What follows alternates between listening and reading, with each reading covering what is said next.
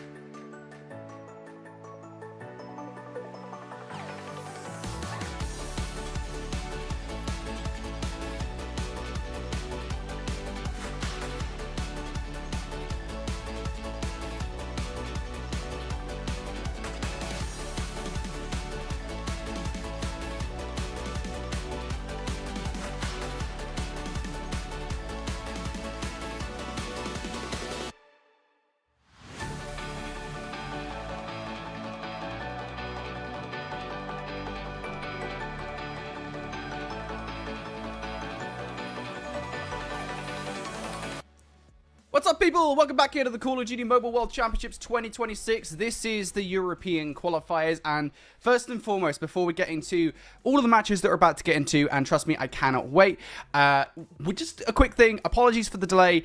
We had a couple of issues this morning that effectively meant that we had to re-download our entire spectator client, which meant all of the assets that everyone at home who plays COD Mobile knows takes a while to re-download. Otherwise, you would have seen black boxes on the broadcast, so we thought instead we'll just wait, get everything downloaded so we can jump into the game. With that said, that out of the way, I am joined by the best looking man in the business. I don't know how he does it. Honestly, he's been absolutely blessed by the genetic pool. It is Cmoore. How are we doing, buddy? It's like I don't even do work. I honestly, like, you make it sound like it's so easy. But no, I'm doing good. It's good to make sure that we have the game updated so we can do our jobs, certainly. And so that everybody else can appreciate it as well, Brody. But I'm excited to be here. It's early in the morning, so still waking up a little bit as well. But excited to see what we got for our last qualifier through Europe. Listen, mate, I always appreciate you showing up so early for the Europe. I know you love Europe, right, on the whole. Doesn't matter any context. I just know you love Europe. So, as always, we'll get you in bright and early for the European broadcast. With that said, then, an update of where we're at. As is always the case, we're going to be jumping into the first series of the day. This is Winners Round 1. Map number 1 is done and dusted. We are jumping into Infinity versus Cantic Retired. We're just going to call them Cantic for shorthand. And map number 1 has completed off stream. That was a victory to Cantic, 250 to 233. We'll bring up the map set for you guys to show you where we are at. Combine Hardpoint. You know what, Cmoore? I'm kind of glad that we got map number 1 out of the way off stream, so I didn't have to cast a Combine. Yeah, and I'm excited to see kind of where things go for the rest of the series, because this is actually a rematch from last week's qualifier. Infinity and Cantic Retired played, went to game 5. Infinity took the series and went on to play exclusive, where they lost to drop into the lower bracket, and Cantic went to the lower bracket. They beat Mighty, but then they face up against Empire. So a tough draw, I'd say, for Cantic inside that lower bracket, having to deal with Empire so early on. But I think in this go around for week number 3, again, the whole setting I think that we like to talk about is how do you learn from qualifier to qualifier. And I think for a lot of these teams looking to at least make some long runs here in week number 3, I think it's going to be eyes on them to see what kind of improvements Cantic can make. And with Combine going their way, Tanisha up next, I think that this is already off to a good start for Cantic Retired. Yeah, and you mentioned that previous best of 5, obviously that was last week. The Infinity Squad were playing as Rangers, was the team name, back in week number 2. And they actually kind of traded maps back and forth. It was Rangers that took map number 1. So, yeah, it is really interesting to see that Cantic Retired coming out here with the map number 1 victory. It kind of bodes well for them going into the Tunisia Search and Destroy, which was a map that Cantic were able to take away. We don't have the exact scoreline for that matchup, but we do know that it was a Tunisia that Cantic were able to win. So we're going to waste no time here, folks. We're not going to explain any of the format or anything like that. We'll maybe do that a little bit later if we have the time. For now, let's jump straight into the game. It's Cantic Retired versus Infinity. Cantic 1-0 up, and we're jumping in to the Tunisia. This is always a fun time. Excited to see how these teams get on. Cantic leaving the bomb and spawn, always a fun strat. Yeah, and I wonder what kind of weird things teams are going to cook up this week, because obviously last week, Brody, we lost the R9, didn't really get to see a whole lot of that. The Battle 27 found its way into the meta, and it really kind of shook things up, I'd say, for teams like Wanted, who made a really good push into that bracket. So week 3, how do teams really settle in with these changes, and what are we going to see added, I guess? Yeah, I mean, I think the evolution of strategies over the course of the last few weeks has been really interesting to see. The battle's been one of those more interesting things that have kind of come to the meta over the last couple of weekends, and it's been really interesting to see kind of how ARs have taken that one in stride, considering how much it kind of felt like an SMG-dominated meta with the Switchblade over the first couple of weeks. With that said, in towards this round, Cantic already a man down, and this assault in towards B. An MK2, this is an interesting one for sure, considering how SKS dominated has been. Never mind, never doubt the MK2 right off the rip. It's Cantic bringing it down to a 2 versus 2. Yeah, never doubt the Mark II. All you gotta do is hit your shots, and Ozzy doing just that. Slide out SKS, not gonna get anything done, so all down to a 1 versus 2 for Deshanks. And it looks like they're making the right call for Cantic Retired. Move the bomb over towards A, get it planted, bait the rotation from Deshanks, and he knows it. The jig is up, so he's got to make the full wrap back. and try to retake 1v2. This is not the end of the world. It would be better if Kantic hadn't already read this play. Should surely see him. Yeah, I was going to say, these shots now, definitely they should know that going solo challenge is not the play. Deshanks hits the reload, but we'll be able to hit the retech here. On the plate. Should be back up towards 100 HP, not before long. Here comes the challenge out towards the right. Deshanks has seen him, has the full health to make this one work. Ozzy not the sniper for the play. And Deshanks says no to the body. A 1 versus 2. But being honest, Cmoore, that was a super individual 2v1 played out from Kantic there. No, it's like you immediately separate. Nobody's going to be watching separate angles on the initiation for where the retake's going to come. And that's where you see the Mark II really have its, I'd say, less than satisfactory tools to take down a fight like that. And you can see the Switchblade just a little bit quicker to get through these shots. Rate of fire not able to keep up with it. And then 8 spam for round number 2 for Quantic, looking to climb back, right back into gear. It's already a B hit. Sorry, a quick one. You've done the right thing so far. You've got the player out the back line. That's going to make things significantly easier here for Kantic. You've also got players towards the back as well. As soon as Knockx sees a player, he should make the call to his teammate that, hey, there's players around the back line, and they found another kill as well. This is now much easier. Yeah. Not going to be an easy retake. Needs somebody to pop off right now, and Deshanks is going to go down as well.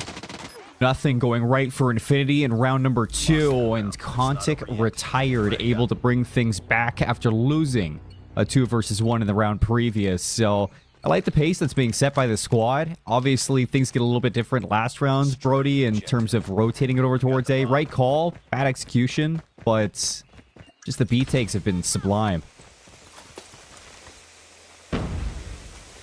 This is a different look from Kantic here. Love this one. Smokes through the middle of the map. I saw someone in the chat saying they don't use flash or smokes. They've heard you. Smoke to pull off the first kill, and they are committing to this play as well. Everything on now player number 4, Underwoods. That was Enki, and they are gone. That was an incredibly fast hit take immediately right off the rip from Kantic, and they are not done.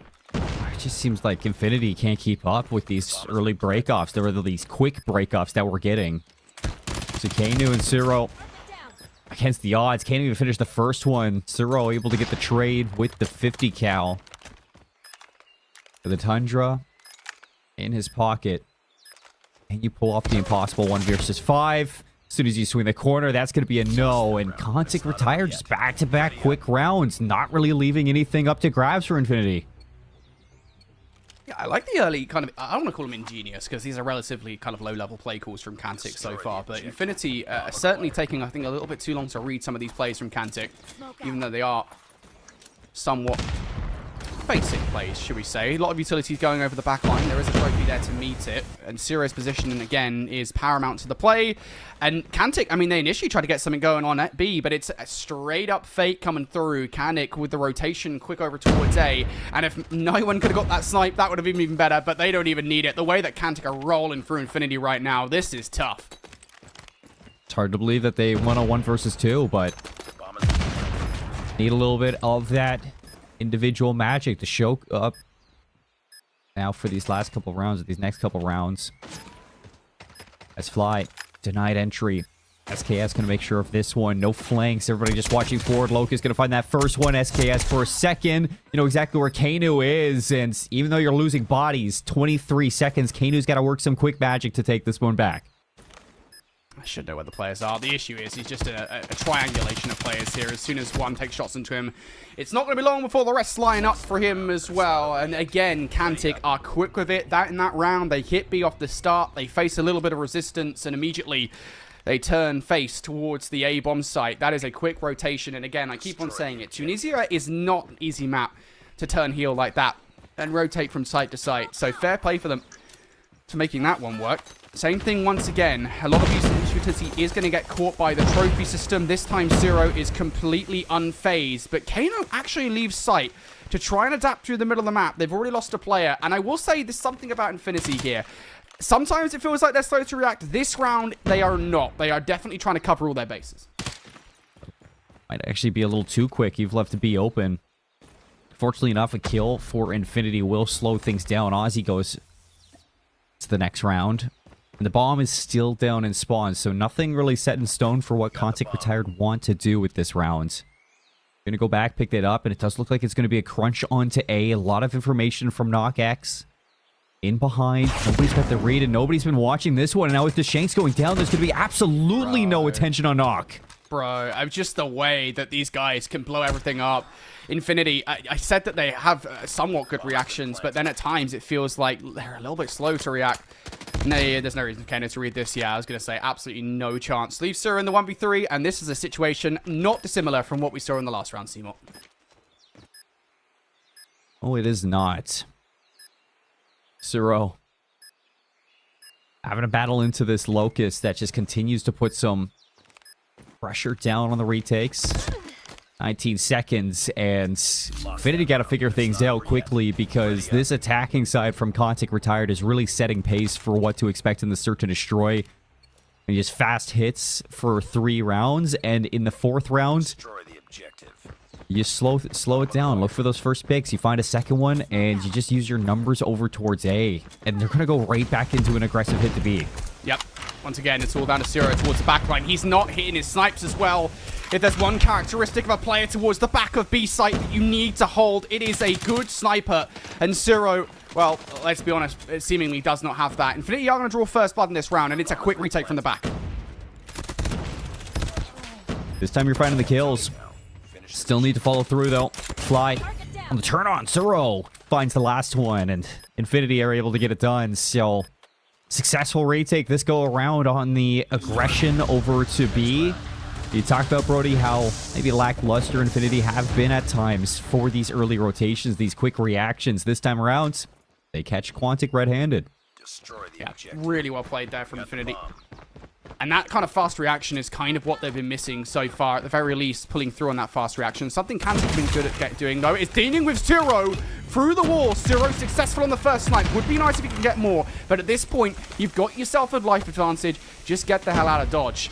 And that is exactly what they're going to do. Numbers. Yeah. Soro does exactly what he needs to, and now you just got to let your SMGs do some work, or maybe your Bals as Kanu around the back is going to take down 2.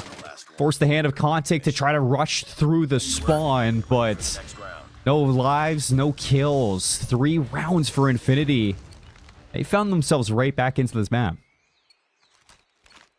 Yeah, really well played from Infinity there. And again, so much of what happens here on Tunisia defense is predicated by whether or not you can draw first blood for the Tundra. Zero's success is everything for Infinity on the defense of the B site. Once again, it will be tested. Zero getting a lot of utility thrown in his direction. He's already been weakened up by a fair bit of it. And that smoke is going to push him further back. The only issue here for Quantic is even if they push on towards the site, which technically speaking, these Infinity players are ready from the defense, they don't have the bomb to get down just yet. They are still hedging their bets. How on earth has Kanu won that fight in towards the top side of A? There will be a trade through, but all of this is just holding Quantic back. I don't know why Infinity have given up so much space here.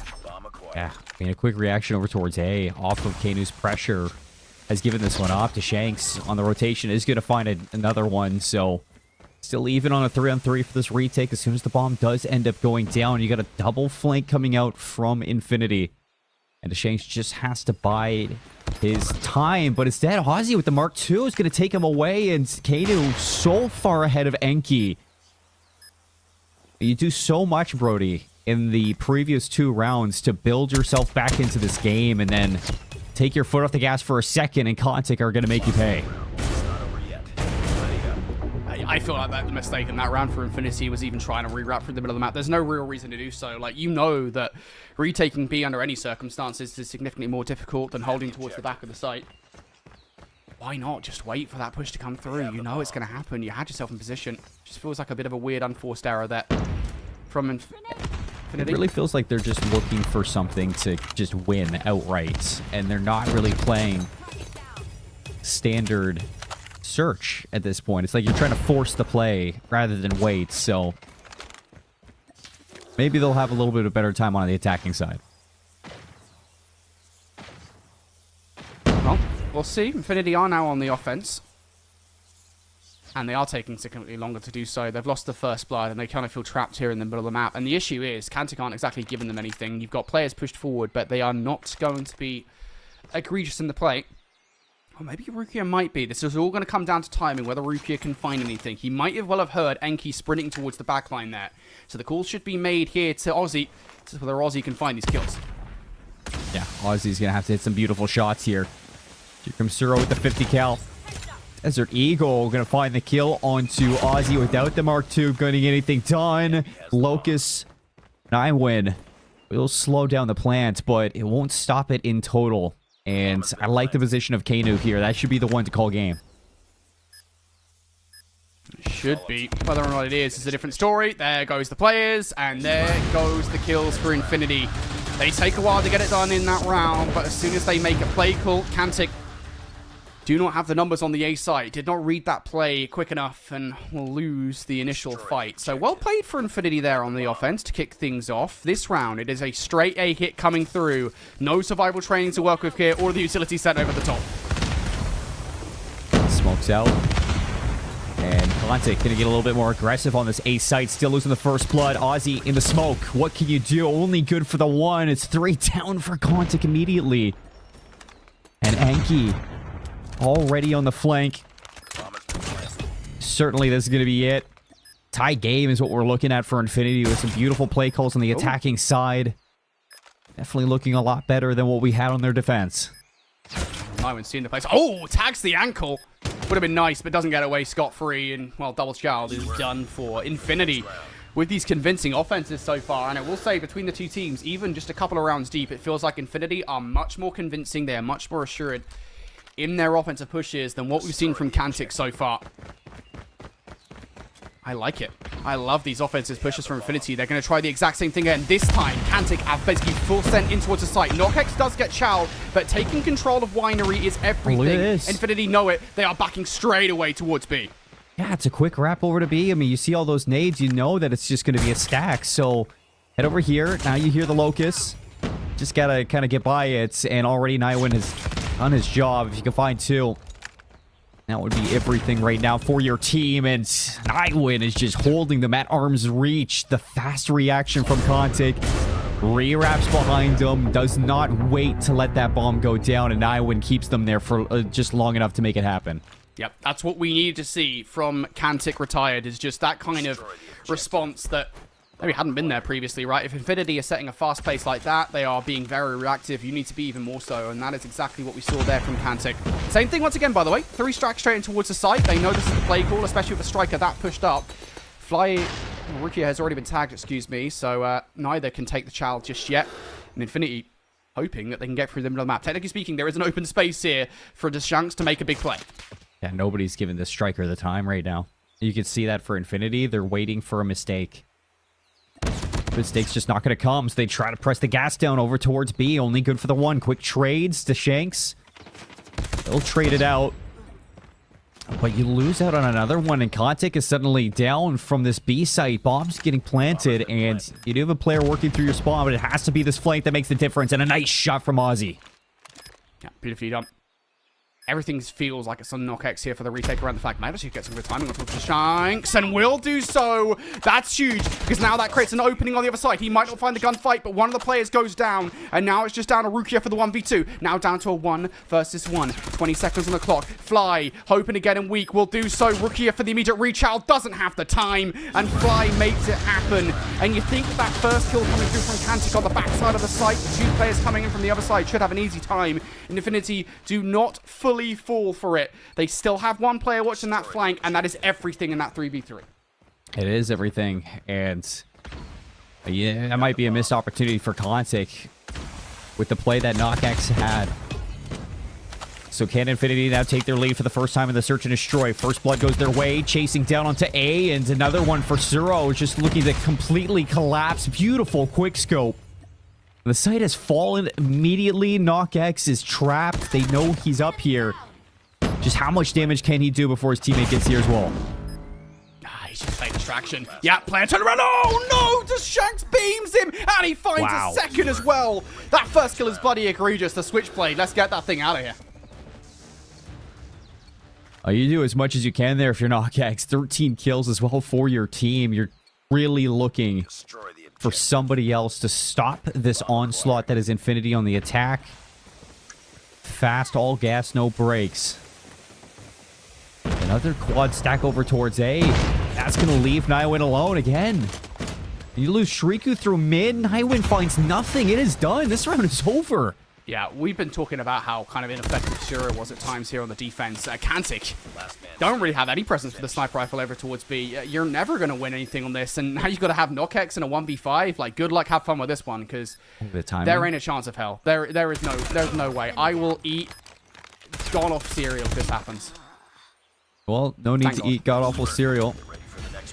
8 rounds for Infinity, another one, and as quick as it begins, it is over immediately as soon as you find those first 2 bloods.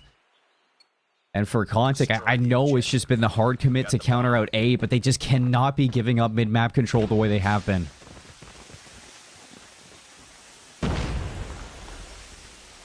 See? Just 1 round is all they need. They've been decisive. This round, significantly slower, and that might be enough to throw off the pace of Kantic. How do they read this? Again, it is important to say, look at Ozzy. His positioning around B. It's a bit of a weird one. It might not necessarily be something that Infinity predict. All of this now down to Enki, who does the slow, what do you call it? The worm on towards Nox. Buddy has been destroyed. This round might already be over. He slithers right into position, and Kanu gonna follow it up. Deshank's gonna make sure you hold on to those lives, and it's just down to 1 Aussie. As he put the Mark II away, it kind of looks like he did. The bomb hasn't gone down, so you have a lot of time. Finally, it's going to get planted, so only 44 seconds to get this retake going. In a 1 versus 3, it's going to have to be quick. That's Aussie. Hard to get start. Now they know where he is, though. They should be able to appropriately reposition themselves for this play. Aussie doesn't really have time for a wrap, so has to hit this head on. I don't think he spotted Fly. He's going to spot the Shanks towards the right side, but Fly pops his head up. Aussie done. Kantic done. It is a tied series now as Infinity on the offense. Way, way better than Kantic. Yeah, and maybe if Fly is just a second later, you get that chance at the 1 versus 1, but I mean, that is tippable from Infinity, just keeping composure across the entirety of that map number 2, bringing things back, tying us up, because we went into that search and destroy, and with the start from Kantic on their attacking side, I thought it was done. I thought we were on the fast track to a 2-0, but other things to be seen on Tunisia. I mean, like, the attacking side just looks a lot better for these teams, and the defense needs to start kind of hitting the strap book on ways to maybe shut down these quick attacks that we're seeing from both sides. But big game from Deshank, 16 kills alongside Suro's 11. Both of them having a lot of openings to those rounds to really pay off. Yeah, I got to give so much love to Deshanks, right? Because I feel like, you know, obviously they had a great number of plays, and very often they were finding 2 pieces or even 3 pieces in the rounds. But it somewhat did feel like, you know, maybe unceremonious the way that he was kind of brutalizing Kantic through the second half of that search and destroy. I mean, his presence on every single site attack was crucial, and the way that they kind of hit him with being the tip of the spear. Honestly, like, Deshanks needs a lot of love. And again, and this is something we're talking about big picture here for a second, like with this season of the Call of Duty Mobile World Championships, with North America and Europe in particular, like, we are looking for new talent to come through. It's what we've been looking at for the last couple of years, and players like Deshanks having performances like that, even at this level in winners round 1 in an 8 versus 9 seeded matchup, those are the kind of performances that will stick in the head of the best of the best. So, yeah, nice little play from Deshanks. That's going to put his name in amongst it as the players that we need to look out for here as Infinity. They do tie up the series. Cmoore, next up, we go to West Crossroads, Strike, Control. Boy, oh boy, we love this one. If only teams play it properly. I was going to say, my favorite map mode combo.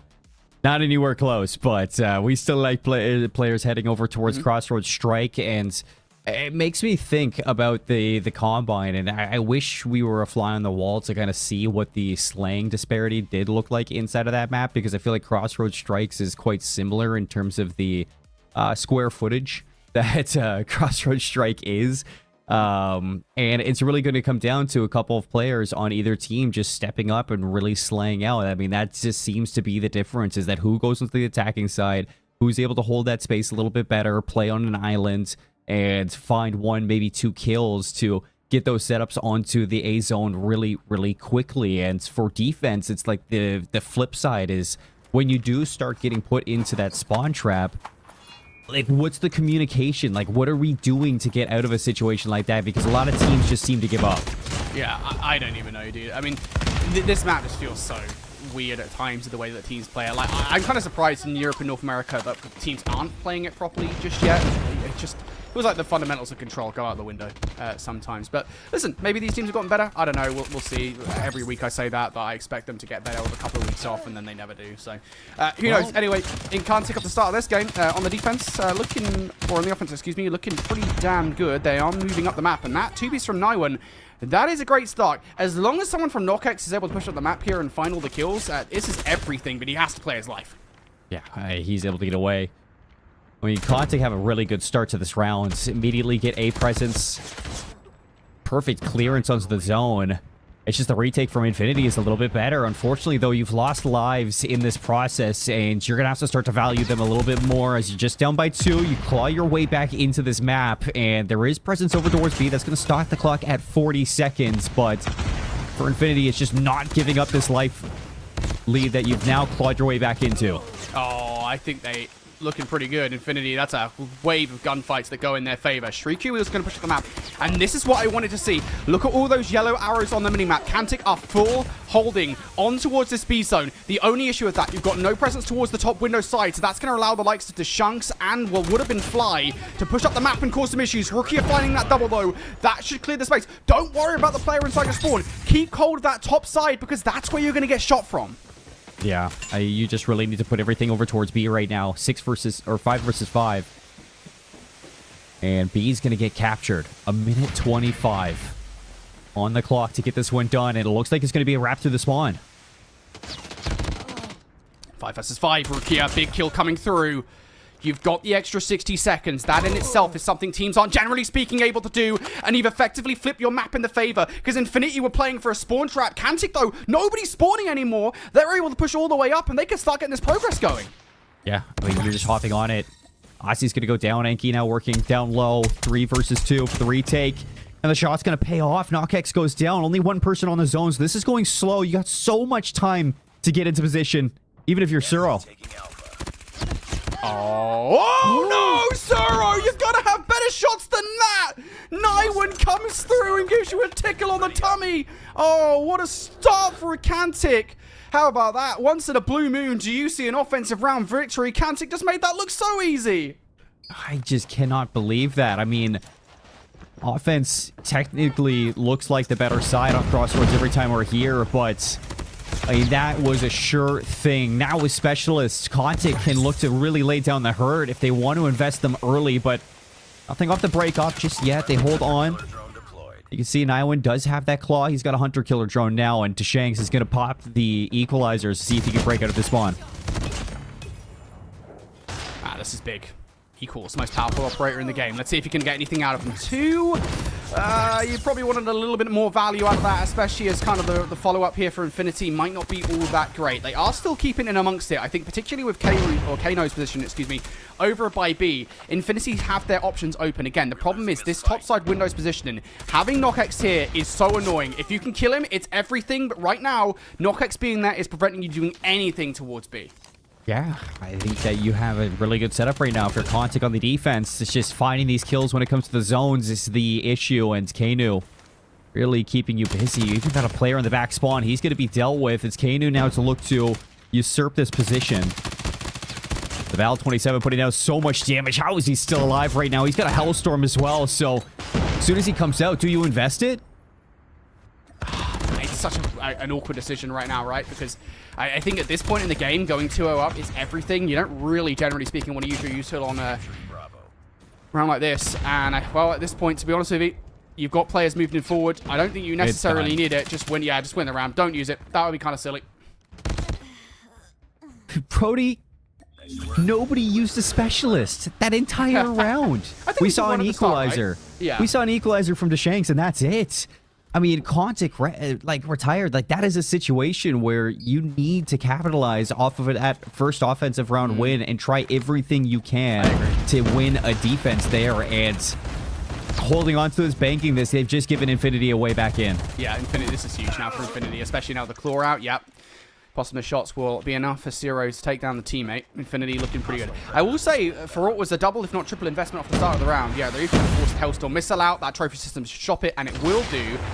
Infinity not in a terrible position here. They can start to move up the map. They are in a terrible position for lives. And now Quantic are going to start to bring out their operators. They want this offensive round. And being honest with you, a 10 life differential with a Death Machine shredding through and an EMP earned. Yeah, this round might already be over here. Quantic are running through Infinity, especially given what we saw at the start of the round for the operators here, Cmoore. This is crazy. Yeah, Sriku, quiet in the search, but loud and proud in the control. Back over towards this A zone. Still holding onto the Hellstorm and the EMP. See what more you can build up with this Death Machine. 2 players in the entry. Enki's going to trade it, but it's hold down to just 1 player, and it's not even going to matter. The zones get captured on both sides, and it doesn't come down to kills. Quantic retired on the offense. I mean, you specialist dump in that round, and it does pay off. My question is, what do you do on the defense? Both teams kind of have operators right here, so there's not really any advantage for either of them. This has been a weird control, though, where what is this, 3 offenses back-to-back that have been won? Like, this never happens. This is indicative of a not so great defense for either of the two teams, for being perfectly honest with you. That also is not that great of a Death Machine. Rukia kind of come back. Oh, and the stabilization from the Tempest, the follow-up with the electricity will take down a second player. That is very rare to see Rukia get a second kill with that. And everybody will end up losing his Tempest for the play. And Infinity have a 1 life advantage at the moment. Quantic doing an excellent job of applying pressure here towards the defensive side. But look at the map right now here, Cmoore. Infinity pushed up all the way towards the right side. If you're one of those players that's gotten past, like Suro, and I was going to say Suro and Enki, you need to do something now. It's like go to the zone, but now there's an EMP. You can't even pop these specialists if you're Suro, so you're gonna have to bank this one. See what you can do with just the rifles. Down by 1 life, 30 seconds left. You haven't gotten to either of the zones to stop this clock. It's just continued to tick down. You need somebody to make this play, but KnockX will fall, and it's Rukia to shut the doors over to A. Infinity down to there by 4 lives right now. KnockX is going to invest the equals as well. This might be it. Yeah, KnockX is now in the power position. It's going to fly past 1 player. That player might be causing mayhem towards a point and fly where it's reduced, but at the same time, KnockX, his rampage will continue. How many more kills can he get? Every single one is a death knell. The bell being rung, and only 1 player left. Kainu is keeping it alive, but he has a task in his hand with 2 seconds left. He's got to jump on the point. This one is done. Kainu can't pull off a 1 versus 9, and Quantic run through Infinity in the final round.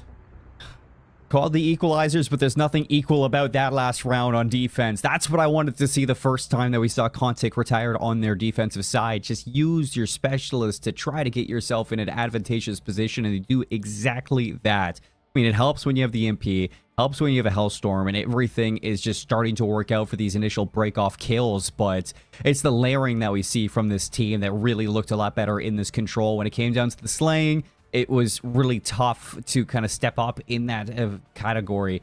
When you're looking at it from the side of Infinity, they just had no answers. And by the time they started to figure out some plays over towards A, there's already somebody in your spawn shooting you in the back. And it surely does help when you got a player dropping 30 kills, Rukia having an incredible map number 3. But even when you look at the slaying disparity on either side, I mean, the Shanks and Enki, they were right there. I mean, maybe a slower game from Suro, but in comparison to the other side, it wasn't all that different. Yeah, I'll say this much.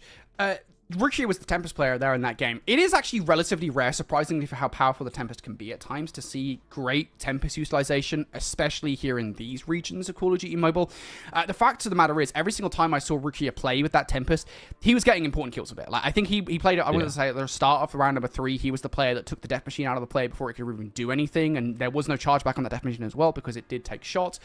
He was also the player, I think, off the back of that play, that managed to get 3 or 4 kills in a row, including a well-placed Tempest shot shot, then was able to chain in towards a second one. And that's actually something that's kind of an unutilized element of the Tempest as an operator in COD Mobile, is if you get it in a position where, you know, say like, for example, the bridge right up top, which is where it was, the bridge up top from building to building, if you get a kill there on that bridge, it basically locks off that zone for like a few seconds, because, you know, if you go anywhere near it on the opposite side, you're going to get shocked and die to the Tempest in the chain kill. So really good utilization of Rukia's Tempest, not just in terms of getting kills, but also in the placement of that. That is something that is very rare. I think just wholesale with the Tempest. You don't often see good utilization of the Tempest strategically like that. So shout out to Rukia to making that play happen, and obviously just dropping a 30 bomb. Looking pretty damn good. Kantic retired though. I mean, can we just talk just generally speaking about those first 3 rounds, Cmoore? Because again, has to be said, I think we need to be very clear about how rare it is for any team to win offense on Crossroads Strike Control, because teams are so unfocused on the points. We saw 3 back-to-back, and honestly, all of it was just pretty terrible from the defensive side. Well, I feel like that's kind of been the staple for Europe across these qualifiers. We've been seeing a lot more offensive takes than defensive takes for that map. The big thing is, it's just like, it's that spawn trap in the back and trying to fight into, like, when you have a death machine or an equalizer through those small chokeholds. It's difficult to get through, and in the round that Quantic Retire did win on defense, they didn't have to play out of their spawn. They were the ones engaging in spawn traps. So try to see if they can keep this going. I mean, we talked about how these two met up last week or 2 weeks ago, and it went all the way to 5, trading maps back and forth. However, the difference is that it was Infinity that started off that series with the first map win. Now with Quantic Retired going back into a hard point, this is their chance to put it away. Yeah, 100%. It has to be said how tight that first hard point was. Infinity could well make this game tighter as well. How about this for an unusual position? Infinity making a team that's inside P1 uncomfortable. That's very unusual for the way that P1 is set up. Kantic's not doing a great job at the moment at watching all the points of ingress. Enki needs to be dealt with before things are stable here. Shrieky will double up, and it is just now down to Enki, who has done a great job. That's going to provide openings here for Infinity towards the point. Enki, though, does get shut down. Is there a follow-up from the likes of Shiro or Kano? There is from Kano, not from Shiro. Kano able to use double before going down. And I will say, for Kantic, yeah, you get almost 40 seconds off the hard point. They probably could have got more if they'd been a little bit better at watching all the entry points towards that kill, as now they have to fight from the back foot in towards the rotation. Infinity, the first team hit. Yeah, looking to block these spawns. And these kills you can. Zero for the snapper, not able to land it. So quick trade from Nywin, looking to block, and he's got some assistance. Kantic red. Now in the collapse, 40 points to just 7. In for the contest, Ozzy there. Kanu trying to fight for the front alongside Suro, who's got that top catwalk control. Looking for the players in the back, and you're just flooding lives in here if you're Infinity, trying to cut down this lead that Quantic Retired got off that first hill, and still with 30 seconds on P2. And there's so much time to get off of here, and Kanu's already his death machine. Yeah, Kanu is phenomenal at the moment. Him and Deshanks look like the players to watch on Infinity for sure through this game so far. Oh my god, switch to the pistol for Fly? Are we kidding? Fly on the hunt for more. Kanu through the front line. He's the player we've been talking about, though, and he'll provide a little bit of space. With 10 seconds left, Enki is just getting what he can on this hard point. Interesting here for this rotation, though, because now split spawn starting to come through. A couple of those players spawning in towards Ulf. That's down to the positioning of Kantic here that's going to force those players out. And it leaves Infinity just a little bit short-handed here on this rotation. Great read on the little slide out from Streaku on the other side. Nywin is holding the players back towards the spawn, but Kantic, their job is not done for this rotation yet as Infinity continue to spawn towards the backline. This is where I got to see Kantic be a little proactive with these specialists. And you see Rukia is going to invest the Tempest in this hill on the flank. Now already building up to the Hellstorm. That's going to run out. That Hellstorm's just going to be invested right away. So just trying to continue this setup. Hellstorm finds nothing, but it is going to build some space for your team. Hunter Killer on the other side for KnockX, and Equalizer's not even able to make a difference. This is a lot invested from Infinity for not a lot of buyback. Yeah, that feels like it's been a pretty common thing for Infinity. There's another one, by the way. Claw does get 3, and that kind of etches in towards that. Yeah, that's a good operator territory. The issue is the follow-up, right? It doesn't really purchase to do that much space because Kantic are going to continue to get those close spawns. They're going to continue to hit the hard point over and over again. Surely they don't win the 50-50 for the last 10 seconds. That would be detrimental. Yeah, I don't know how that gunfight hasn't been won by Enki just yet. Either way, we go towards the rotation. Infinity, you are now 40 points down. You got to break this fast. And they had numbers for a second. Zero is going to find Knockaxe with a nade in his hands. Quickly going to be traded, though, and Aussie's triple kill is going to get the setup in for Contic to retire to just continue to run up this clock. 87 points. You're coming into it with 2 specialists. A streak for Shriku. That's going to be the 100-killer drone that we're used immediately. And already, it's 9-1 with the claw out. Yeah, this just continues to get worse for Infinity, doesn't it? Because every single time Cantic are getting some kind of utility in this game, they are using it to great effect. Infinity, I think their only operator in this game, let's be honest, is Kano. As Shriku comes down for a couple of kills with the Predator Missile. Equals out for Knockaxe as well. Cantic watching every single point of entry towards this hard point with great effect. We do see split spawns coming through, and Aussie here with the War Machine is going to get shut down off the back of one. So good positioning here. Chance for Infinity as they spawn out towards the next hard point, but they not only have to fight for the scrap time, they have to win this roto as well. Yeah, they do. Rukia for a couple of these cutoffs. I think you know there's going to be a player back here, but you don't exactly know where. It's the Shanks hiding away in the corner. This is much needed time for Contic to get the setup in, or for Infinity to get the setup in, but we've seen that breakdown in the past, and they still have no specialists, Brody. Infinity have to fight off the back foot here. They are going to get the kills here. Now they're in position. This is the big moment. You have to get every single second on this hard point to get back in this game. Those smokes starting to come down. Cantic ready for the brute force hit through the front. Enki gets overwhelmed. Doesn't take anybody with him. To Shanks and Kanu, though. They are here. They are still finding value. Still holding on. 30 seconds. It's going to bring things back to a 20-point game. Contic retired should feel the pressure, and Rukia, another chain kill off the Tempest. It's going to hit Kanu as well. That one's going to finish off that job, and Zero overwhelmed by the pressure. Still those close spawns keeping Infinity in control of this hill. It's a near break for Contic retired. They do a good job at keeping it close, but at the end of the day, Infinity has closed the gap. That was blown open in the past 2 hills previous to this one, and they've built themselves a couple of specialists going into the second set of rotations. Has to be said, that is a big hard point for Infinity to close the deficit ever so slightly. And they also look like they might be able to get control of P1. This is the big hard point, yeah. All right, now you've got to get players in position here before Cantic get another look at the hill. And almost immediately, they are brute forcing their way through. Cantic, no, they have to get through before they get shut out this hard point. And it's a triple investment of the ops to make sure this doesn't happen. Infinity know how important this 40 seconds is. And the Shanks is fighting for it. Oh, not able to get a 3rd kill, but seems like the damage was done. And it is an overinvestment from Infinity in terms of ops, but it's netting themselves a near tie game going into the second hill. And that's the important part. The investment pays off.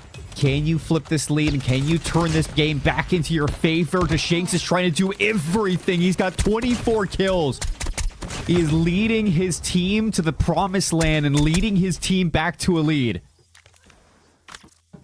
Infinity now in the lead here in this game. What a great triple investment on this hill, by the way, as well. To recognize this is the hard point where you know you're going to get a ton of time as long as you keep them away. Tries to bring out the Predator Missile there and gets stopped from doing so. But actually, that double pred setup now for Infinity is everything, right? Because as long as there isn't a trophy system in play, which...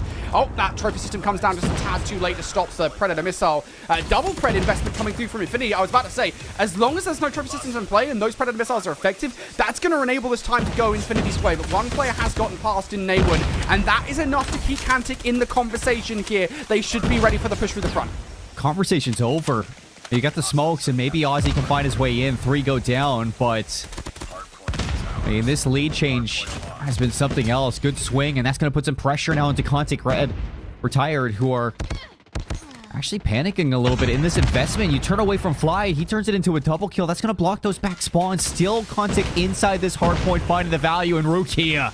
You gotta be kidding me. 4 in a row to shut down that push. And now it's 10 seconds to Cantic.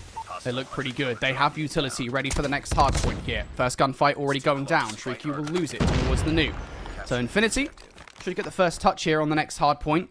And I wonder how quickly we see Cantic start to snowball some of these ops in towards the play. Oh, the prize fighters from Engi to take Knockaxe down. But that's going to start to force those back spawns in for Cantic. And now, a war on 2 fronts for Infinity. They got to fight to hold on towards this hard point. And it is a war they are losing. Big gunfights coming through as Cantic take control. I don't know how Rukia just continues to get away with it, but now for the setup. 3 go down again. Rukia still in the feed. Aussie helping out. Layering in with the nades. It's the War Machine popped by Ozzy. See what more damage Q can do. With the rest of the team hiding behind these smokes. As soon as you get through, if you're Infinity, you're walking to your death. Spawns are going to flip. 25 seconds that you'd love to grab here, Rukia. Not going to be soaking up that hill time, but it's also going to be an investment for the equalizers. That's just going to continue to run up the time. Quantic should be able to take this last 15 seconds. I'm Infinity. I'm not fighting through this whole time. They will do so for 10 seconds here, but that should enable the first team's touch on Newt to beat Quantic. Rukia, don't necessarily think you needed that scrap time that much, to be honest with you, especially with given where you spawned on the old hard point. And that actually, one little play, enables Infinity to have the numbers towards the new. Knockex doesn't care, though. He, on his own, is holding control of this hard point. And again, it's all about just holding time for the rest of the team to get here. That is exactly what happens. Knockex still alive, by the way, now on a 3 spree. He has just made an insane play to keep Quantic in this hard point. It's just heroic individual prowess from Knockex. 26 kills on the Switchblade.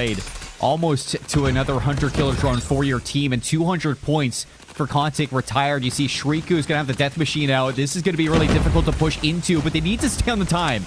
This is not time that you want to give up lately. Nope, absolutely not. The big issue here for Infinity is that they are going to spawn pretty predictably in one area, unless a spawn out like that happens. Not entirely sure what caused the spawn out to happen. That is an abnormal one coming through. Is Quantic going to read it, is the question. They're investing everything. Immediate Pred Missile comes down. Now the spawn flips once again. And only one player in towards the next hard point here. But it cannot be understated how important of a kill that rotation was. That 3-piece from Knockex at the start of that kill is absolutely something we'll revisit, as this game is just 17 seconds away from ending. Yeah, Rukia's on 44 kills, as well as Shriku on 39.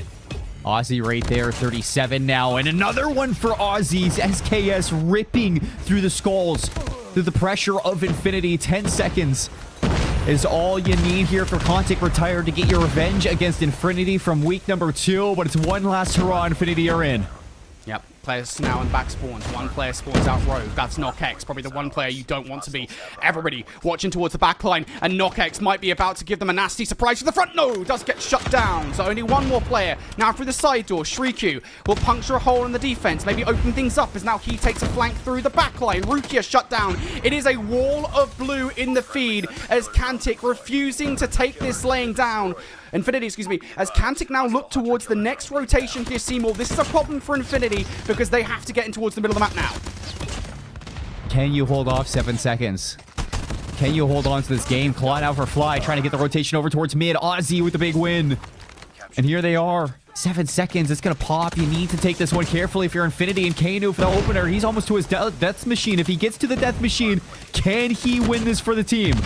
Oh, Kano comes through for 2 big kills. That opened things up. Rukia now with the Tempest, not going to find anything. Infinity hanging on by their fingertips with Quantic just 6 seconds away. Smokes out. Infinity trying to find their way through. Kano with the Death Machine for 2. Ozzy, can he do anything towards the time? Infinity, they're in. And just like that, they break. Quantic just needed 3 seconds, and they're not finding it easily. Shanks surrounded. But the top 9 wins. Going to be surrounded now by players. And Shanks gets traded out again. You're into it. 3 seconds. The contest still here. 28, 29. Nobody's going to get there. And nobody touches the hard point. You step off at the last second. And Infinity are going to give up this series. Oh, man. I know why that combine was so close, Brody. It is just such a back and forth affair from these two teams. And you can see how even they are in those hard points. How close they are together in terms of skill.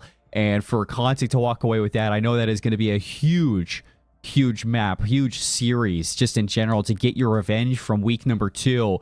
And you can thank Rukia for that. Yep, absolutely, dude. Rukia, 51 kills through that hard point. Obviously, you know, he's had a series for sure, but every single time that we see Rukia play in that hard point, he is always finding value.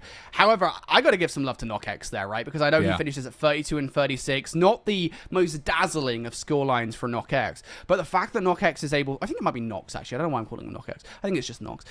Nox, the fact that he is able to find that 3-piece on the rotation towards P4, which is a hard point, by the way, that, like, generally speaking... it's a hard point where you can get a lot of time.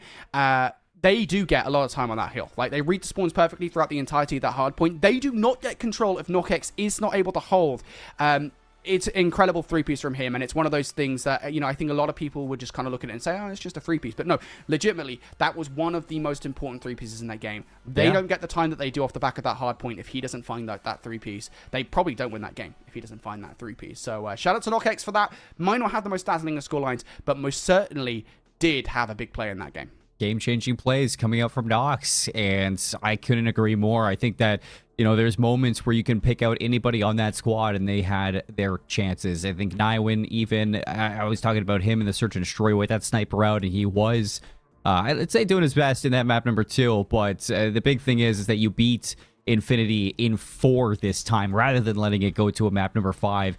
You send them to the lower bracket. They sent you to the lower bracket last week, so you can already see in week 3 of the qualifiers here in Europe, Brody, teams are already making some changes, making some adaptations, and that is certainly what one likes to see. But the road doesn't really get easier from here because winner plays exclusive up next. Yeah, it's one of the things I always say, right? It's kind of like a poison chalice. It's like you take it. That's nice. Oh, this tastes great. Oh no. Our next opponent is death. So literally, like, where we go next. It is not a nice reward whatsoever. However, if Rukia continues to play like that, I'm confident at the very least that Kantic could put up a fight. But overarching story time for everybody at home. Exclusive for like the best team in Europe, and it's not really that close, to be honest with you. Like last week, Exclusive, they had a couple of maps in the grand finals where they were maybe challenged, but outside of that, man, Exclusive are the best team in Europe, and it isn't even a competition. Will that change this week? Probably not. Either way, we're going to go to break. On the other side of this break, we have more action from the European Call of Duty Mobile World Championship 2026 Summer Split Qualifiers. We'll see you after this break for winners quarterfinals.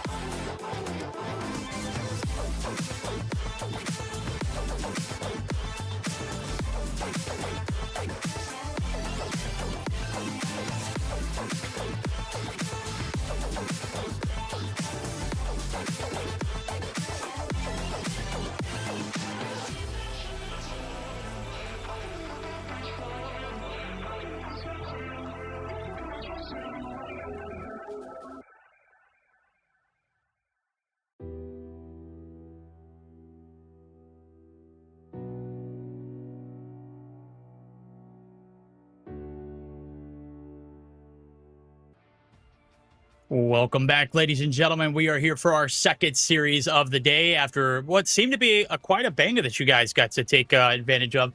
Quantic retired his Infinity, not really stepping up to the occasion. And midway through that series, Colin, it just sounded like Infinity was casting himself in third person. I couldn't help but notice it. The names were just so uncanny. But we're getting geared up for our second series of the day. It's Troglodyte Tribe and Wanted. Highest finish to date so far for the Tribe. 5th, 6th spot. Wanted looking to get better. They made some roster changes over the weeks.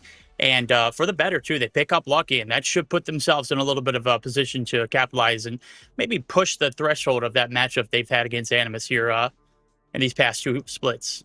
Animus and exclusive. I mean, you can't forget that this team took exclusive to a map 5 in that winner's final. I mean, yeah, they ran out of gas towards the end of the week last time we had them in stage or in qualifier number 2. But for this Wanted team, I'm really excited to see how they build off of that, because I think they were really striking gold.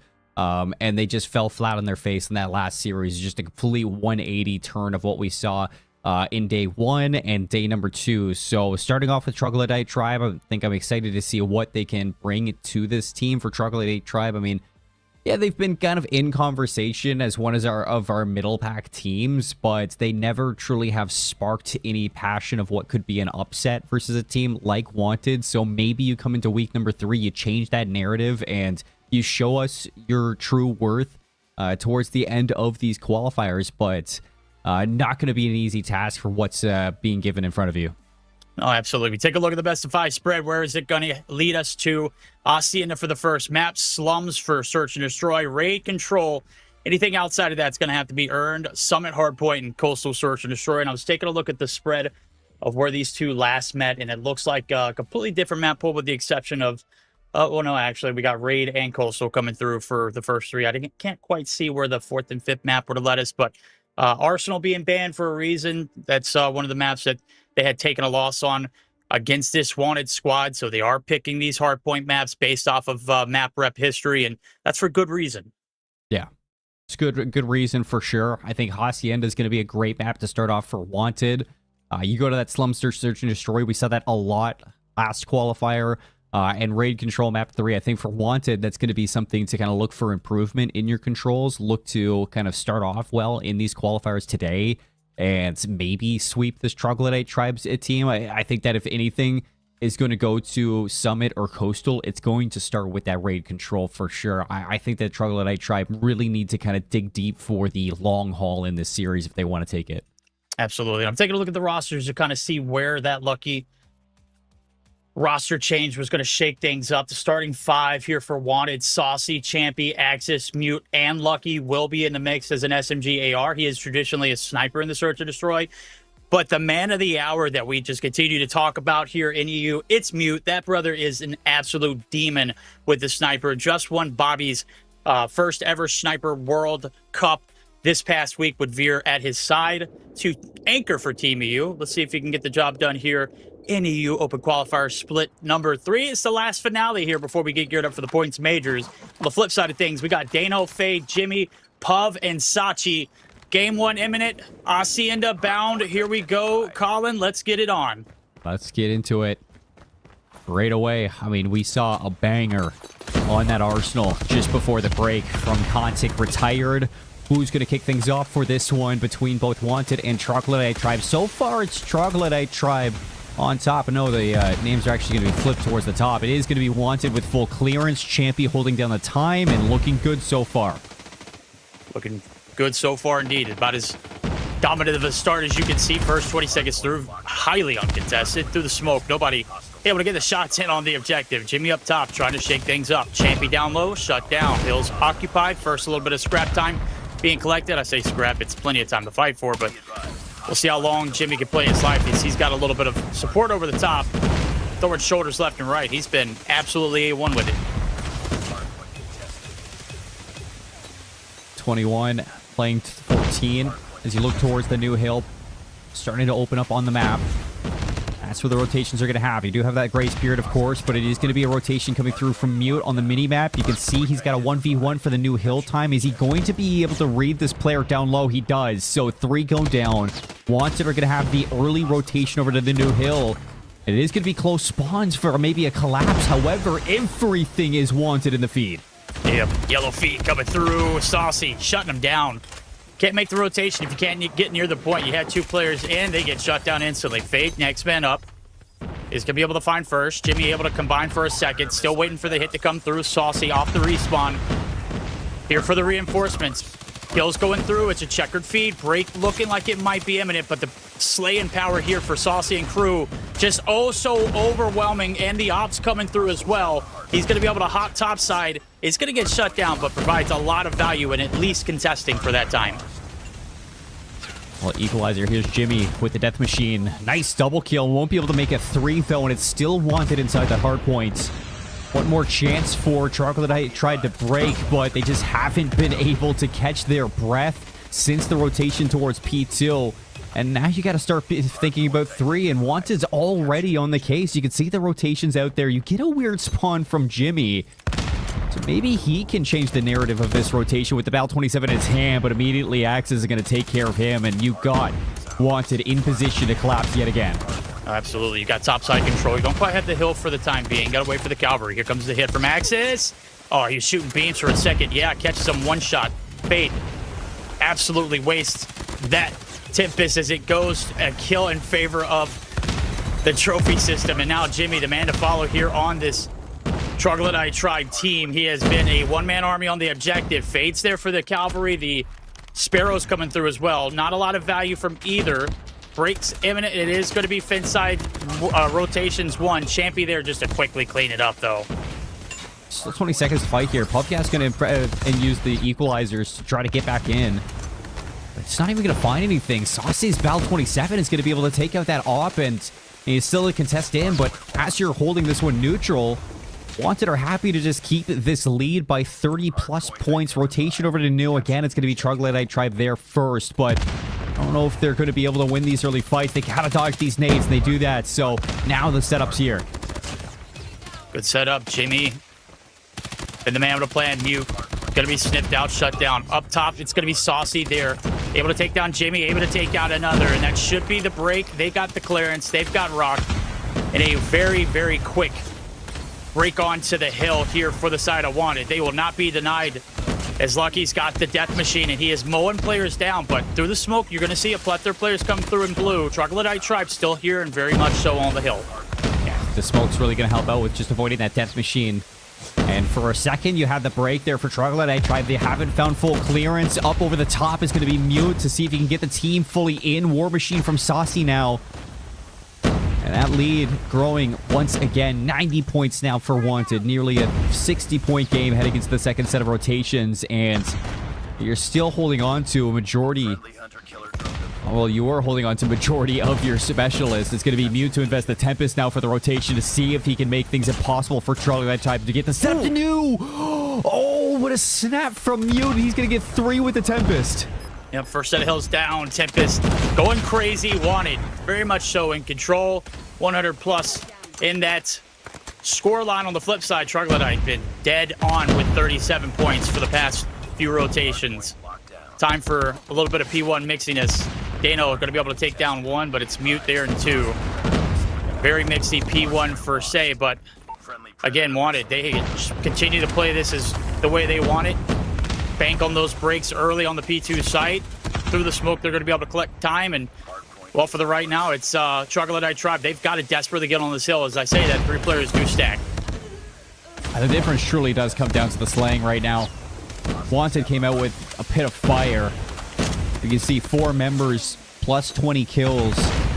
Haven't even had a player on Troglodyte Tribe reach 20 kills. Closest being Jimmy, who has now finally got that achievement for the map. But it's a rotation over to New. This is where Wanted started to blow this game wide open in the first set of rotations. So Troglodyte Tribe, they desperately need this break fast. Yeah, they're coming from rock side. Here goes water side hit here for Sachi. First player already snipped out. The numbers there. It looks like it's a clean 3 up, 3 down. Make it 4. Make it a full wipe. Everyone just getting absolutely griefed. Mute now pulling out the Tempest.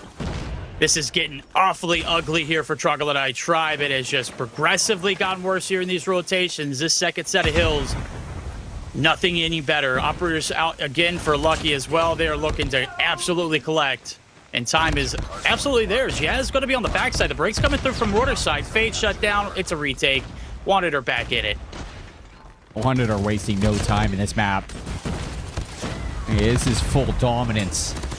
Since the second hill last rotation, you've only given up about 10, 20 seconds of time. So maybe this back end of 10 seconds is going to feel good if you're Troglodyte Tribe to get that lead going a little bit better. But on the rotation to new, this is where everything is looking to change. And Mute's going to look for some exit kills. He only gets the one, but it is going to make things a little bit difficult for Troglodyte Tribe to fully sit up at this hill.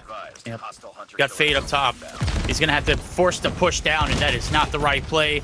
Jimmy there for the hit next, and through the smoke, he's going to be able to find one, but making a three-piece in the feed for him. He does get the little bit of scrap, or the time that's going to be scrapped for, but it's only a matter of Saucy and crew getting up top, getting this map control. They're getting hillside, and there's Mute off the respawn to come through and fill the role. It has been pivotal here for the side I wanted. These breaks have just been absolutely crisp. Although a Tempest does go to waste, it is still wanted all over this fence side hill rotation. 6-3 for Mute. Off the back of 200 killer drones to just pick up the rest of them. So 187 to 72, 16 seconds still at hold, and Troglodyte Tribe are continuing to throw some bodies at this hard point. Wanted, they don't even need this time. All they need to start thinking about is the rotation yet again. Hold on to this lead, just continue to lay the hurt down, and they even win a kill on transition with numbers at this hill. See if they can hold it. They've got one there. They've got Fade, and he's found two. Initial opening should be theirs. Mute, or Saucy rather, sliding through. Mute right there beside him. Break looking like it might be inbound. And it's Mute with another three-piece. Finally, he's shut down. Jimmy's going to get traded out. It's all out chaos in P4. Fade with the switchblade. Lucky's death machine. Through the smoke, everything just coming into it. A nice nade from Sachi. No trophy systems down. You have Saucy still with the war machine available. Is he going to use it just yet? The Val 27 spraying through the smoke finds absolutely nothing. He's going to get flanked out and cleared. But it's no control for Troglodyte Tribe. It's just band-aids right now, patching an unsealable wound. In map 1, Sachi, it's his war machine. Still haven't seen Saucy pull his out yet. That's just because Wanted really don't need it. Nah, you can see it. They only need about 40 points to close this map 1 out. Mute now pulling out the Tempest. They were looking to put this one away. Third set of hills in. Mute and crew running rampant throughout this hard point. Mute has been tip of the spear 90% of the time. Brother has caught numbers and caught fire here. P1's open up for business. It is all out scrap fest here on this objective. And well, with Axis pulling out the claw, getting it Mixie onto the hill along with it, could be a matter of time before they can close this out. This is where you can call game. Fade not able to get anything, just the one. Sachi's immediately going to be taken down, and Wanted plant their feet in the hill, soaking up this time, soaking up the kills, just rounding out their KDs further and further on this Hacienda. Champy's got one more equalizer for the notes. There's another clearance on the hill. Just 20 seconds is all you need. Ooh. Mute is just downright nasty with it. Above last jet's effort is going to get shut down. Contest comes through. They have extended this one, but at what cost? We'll see if they can get that early rotation as well as this scrap time now, as we are guaranteed a P2. It is certainly looking like it might end there. We'll see if Wanted can get the job done. If you are the side of Troglodyte, you've got to hold them off. Yeah, but P2 has not been kind to Troglodyte Tribe, and we see why. Another flank from Mute, another three-piece from Mute, and that should be it. Fade's the only one that can get into a position to touch, but as soon as he falls, that's the game. That's everything from Wanted that we were looking to see in week number 3 come into the fruition and unfold what is yet to be another glorious week for this team. Absolute domination. Wanted come through. New addition there in Sauce, or in Lucky as well, looking pretty solid too. Everybody, collective effort. Got to look at the man Mute though. That brother was absolutely frying. Tempest or anything that he had in his hands, absolutely crazy. We'll take a look at the Pulse Action report. You can see the interactions were there. Brother was getting 2, 3, 4 kills at a time, 6 in the feed on that P3 fence side break back into the objective. It's hard to contest when you've got a man who's dropping 50 on you, and this one didn't even go the distance. 100-point club off the rip here in the opening. Troglodyte Tribe completely silenced. Yeah, I mean, you even look at Lucky and Axis still outslaying everybody on Troglodyte Tribe as well. So, you know, from start to finish, you just had no agency in this map, and it really reflects in the scoreline. Wanted, I mean, there was times where you didn't have full control and you were just consistently getting contested, but that's all it felt like Troglodyte Tribe were doing, just like playing for maybe 10 points max in some of these hills. The rest of it, it's just contesting.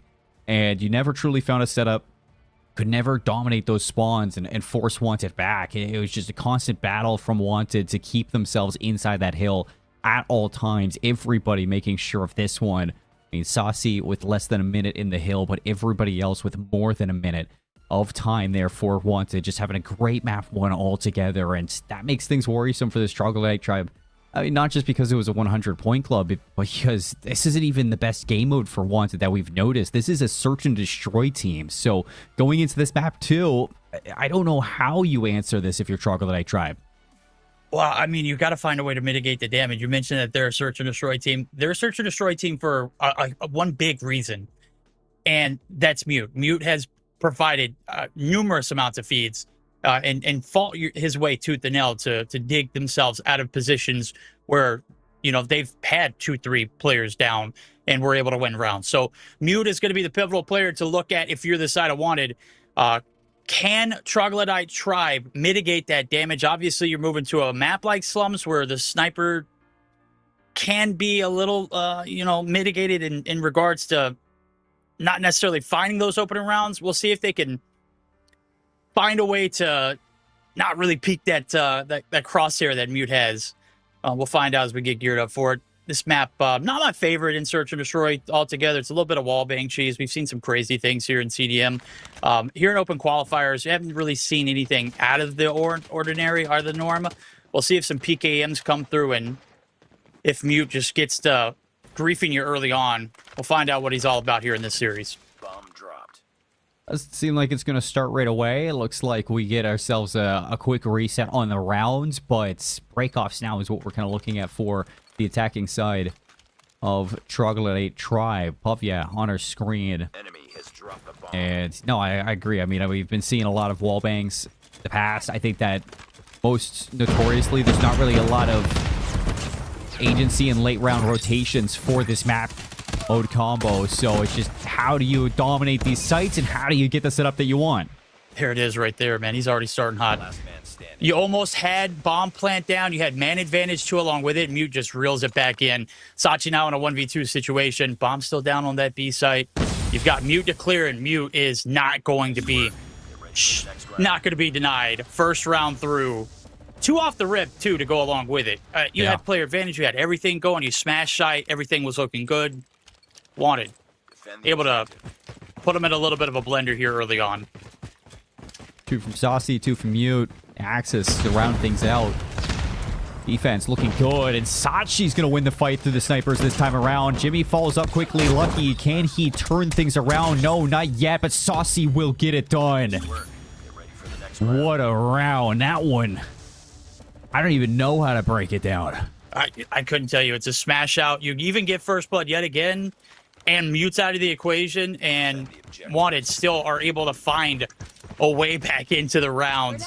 Opening bloods or not, but I know the names are flipped as of right now. We'll get them back into the right spots as we see this next round come through. Fade with a 2-piece, going to be able to open up at the first objective onto the point, but yeah, this has gone very, very bleak.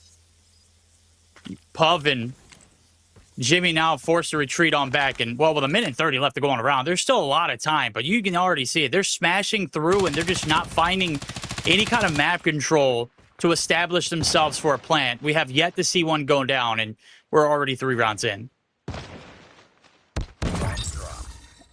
Not even a chance there for Jimmy. Saucy's going to make sure of it, and right now you're just wasting time for Puv. Yeah, it's a clutch that you need to start to figure out if you do want a 1v3 this one. However, Wanted doesn't seem like they're going to give away anything for free. You do spot one out. There's the kill. So, Pavia brings it into 1v2. Still a minute left, so, I mean, not technically done.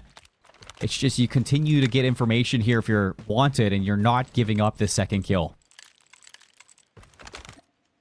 A lot of times pass, too. They don't quite know what to think of the situation. Axis is going to get spotted, and it's Mute who gets the first tag on him. Axis there for the cleanup. What was looking like a pretty open 1v3 is quickly shut down. As you can see, they spotted bomb. They just held the fort down there, waiting for that rotation, and sure enough, Defend the objective.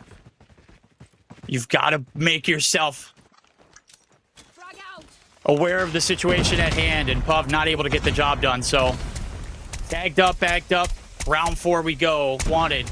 Clear dominant starts here on the defense as well. Mute going to be able to find the first blood. Troglodyte Tribe down, but can they dig themselves out?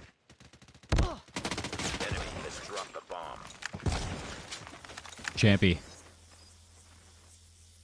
Giving numbers back over towards Wanted. Bomb down as well outside of A. You're not going to know that if you're Wanted, but don't really have to be the one to aggress. Koshka in Sachi's hands. Can't find an angle back into this game. Pavia still lurking, but he has no idea where Lucky is. Oh, he sees him. Just barely. Lucky not hiding the angle or holding the angle close enough. The enemy has the bomb. Oh my god, dude. As soon as you pick up that bomb, Mute has been holding that angle. We got the bomb. Bangs them out. Puv left to pick up pieces on this side of the map. Sachi does have a lane clear. You know Mute's not there as of right now, and he is just operating on full cylinder. There it is. Brother is just lighting you up. Puv does have the shotgun, does hit marker, does shut down Mute. Get some tags there on Saucy, but it's not enough. Another 1v3 up for grabs. Another one denied. Wanted. Flawless through 4. Yeah, Wanted just walking away with this one nice and gently. Not overcommitting, not overchalling, allowing Troglodyte Tribe to be the one to make these mistakes on the attacking side, and they are punishing every single time. Dano is still killless. A slower game from Lucky, but the rest of his team doing all the heavy lifting, and Lucky goes down again. Champy was the first. It's just, can you put this one away if you're Troglodyte Tribe? You got a flank and nobody's watching it. Oh, Axis. Wait, Axis? Axis, brother. Okay. Can't get the shots to land. It's all down the Mute. Can't get his to hit either. First plant down through. It's a successful round for Troglodyte Tribe. Even though you get pieced off of it, you get the exit, and the flank couldn't even shut you down. So, not a big moment there for Axis, and a great chance for Troglodyte Tribe to really get this offensive struggles to happen. Oh, And well, goodness. just like that, Lucky. We said he struggled, finds a 2-piece through the nade. Trophy doesn't get down fast enough. Good nade spam, beats out the trophies. Jimmy's still looking to claw his way back into this round. Shot to the Val 27, not quite connecting. And this is going to be a troublesome one for Troglodyte Tribe. We haven't really seen them look good at playing from a disadvantage, and that's because Wanted just get the post up, sit and wait. 1v4. You're looking for the wall bang, and Dano, I mean, HS in hand, if he can close the cap on a couple of these kills, sure, but he has no idea that Wanted have completely flipped the map from him. Yeah. And he's got to push back. Saucy's already spotted him.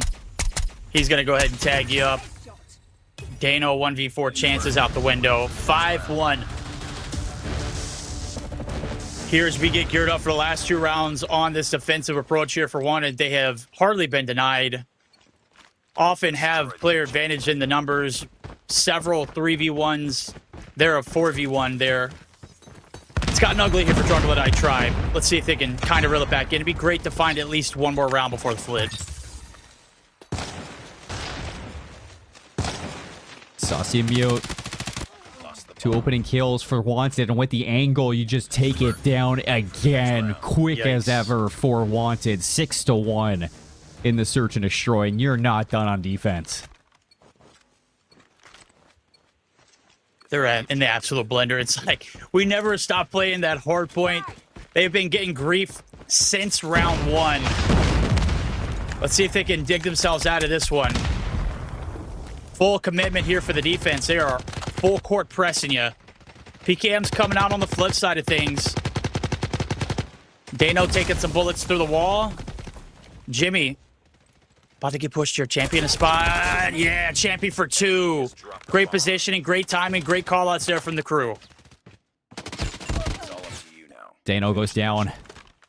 It's Puff. Yeah, he has made no connection on this map. Still in his own spawn with the SKS, cowering behind Fountain.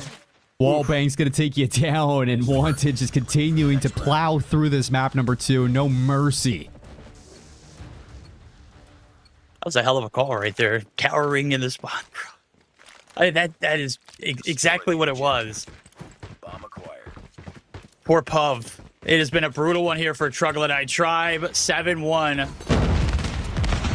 They haven't been skunked just yet, but brother, they are opening up the floodgates here on towards this B site. Bombs should surely go down along with it. Champion not going to be denied. It's a clean 5v5 here for the retake. And, you know, you're banking on some PKM shots landing, but Jimmy just gets absolutely canned. Mute not missing yet again. So suffocating. You thought maybe the map control would go a little bit different when you're the one on the defensive side, but no.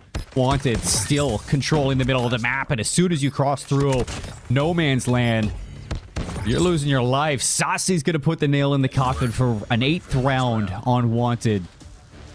8-1 they go, and I think everything really comes off the confidence right now of Troglodyte Tribe is in the bin.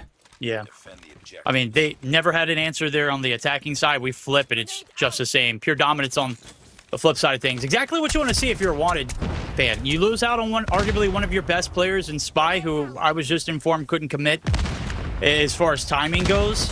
You have a solid replacement in Lucky, but that's an awfully big role to fill. And they're still handling business as norm. Could be a 9-1 here before the ending. First Blood does go through it.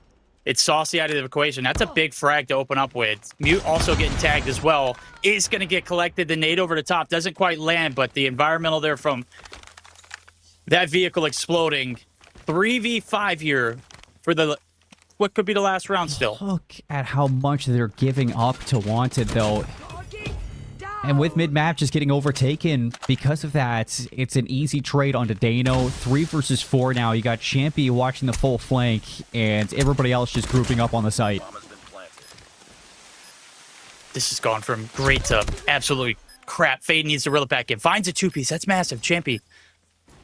Last man standing, 35 seconds. Could it be around yet again for Troglodyte Tribe? Yes. They keep the game going, Colin. We still have ourselves some search and destroy left in this Troglodyte Tribe roster. It's not over yet. Ready up. Well, it's not quite done yet for Troglodyte Tribe. But it's still questions to be asked. How can you come back from a deficit like this? Need to start seeing a little bit of a fight for the middle of the map as the nade spam over the top yet again, looking for some of these early kills. Trophies down, Nona beats it, and Lucky is already on B. He knows that they're giving up this space.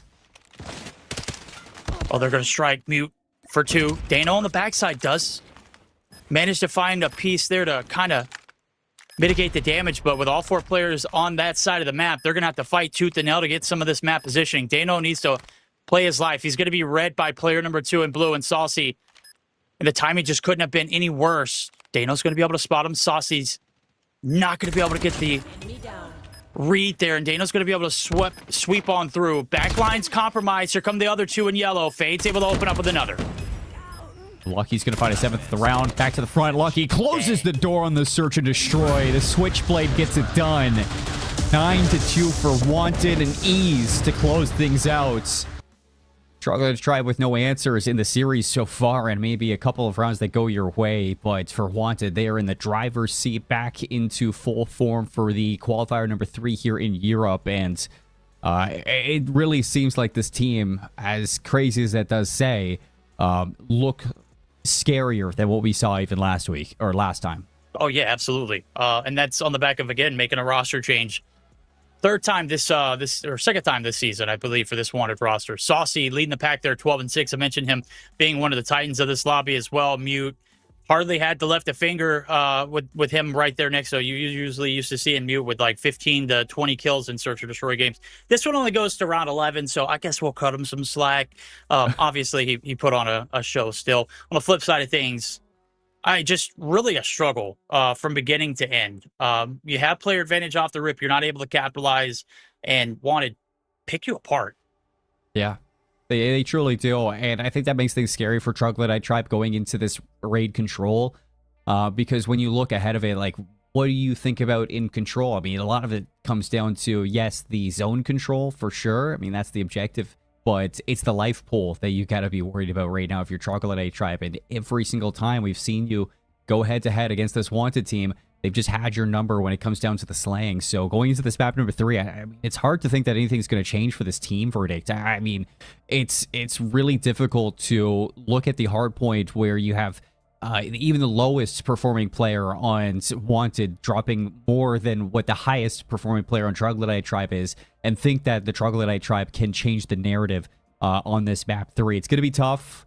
I think that Wanted are really separating the top side and the bottom side of Europe right now in what these changes have truly offered for this team. So going to map 3, I think I'm trying to keep this away from just Troglodyte Tribe doom and gloom, more so putting Wanted on a pedestal here and just showcasing how truly good they are. No, you're absolutely right. It's not so much about Troglodyte Tribe struggling as much as it is Wanted coming through and with a clear game plan, very concise there in that Search or Destroy. It doesn't matter the map. Obviously, I mentioned that snipers can be quite irrelevant if you allow them to be, but then Mute just always finds himself in a great position to find quick scopes and bomb planting denials. He is an absolute monster on the map. I'm sure he's going to do his thing here in this raid control too. So everyone clicking on all cylinders. That's a great thing if you're Wanted. The well-oiled machine has been producing, and it's a great time for them. As I'm assuming if they take this matchup, we all are, they're going to be having their hands full with a team they have yet to really be matched with. You go to the head-to-head against Exclusive, they look great. Last event for sure included, phenomenal. Probably the best we've ever seen that Exclusive roster be tested. Still a win for Exclusive, but Wanted just seemed to have their number. On the flip side of that, Animus have just, I mean, they've absolutely manhandled Wanted. In the past, yes, but you also got to think that Wanted was the one to send Animus into the lower bracket last week, too. So it's just kind of like two sides of the coin right now for Wanted. It's just which version of Wanted do we see versus this Animus team. Nobody has won through the quarterfinals, so no really real update on what's happening with Animus Saint, 1, 2, 3, 4, 5, 6 versus Empire, or Exclusive versus Contic Retired. But, I mean, with how fast that this game is going, this series is going, I don't expect those to be any quicker on their side. So yeah, I see where you're kind of coming from here for Wanted, is that they look good in the head-to-head versus Exclusive, but they also look good in the head-to-head versus Animus last week. You know what? I completely forgot that. I don't know how I let that one slide, because that was a banger of a series. It was the exact same thing that we saw out of them the previous or Qualifier 1, but they were able to win in overtime instead of lose. So it's all coming back to me. Good point out there, Colin. It's not even one of those things where it's like, you go into that loser's final, and it really seemed like Wanted were out of gas that day. They did not look like the same team we saw on day 1 of that qualifier. So you talk about it over the course of the 2 weeks leading up to qualifier number 3, and you see exactly what kind of composure your mental state can keep this go around. Absolutely. Here we go. Raid underway. Off the rip, we've got 1 tick of progress there on the B site. Everything's going to be sent back to the respawn. Now they're looking for the pressure through the middle of the map. A minute and 30-second rounds, not really allowing you an opportunity to develop anything offensively if you're not stopping that clock. And, well, again, they're back in the blender they go. So second wave dusted, third wave up. Colin, we're not looking great off of getting off this spawn. They are looking to put this four-court press to full use. Now, Mute finds a double kill. Saucy finds a triple kill.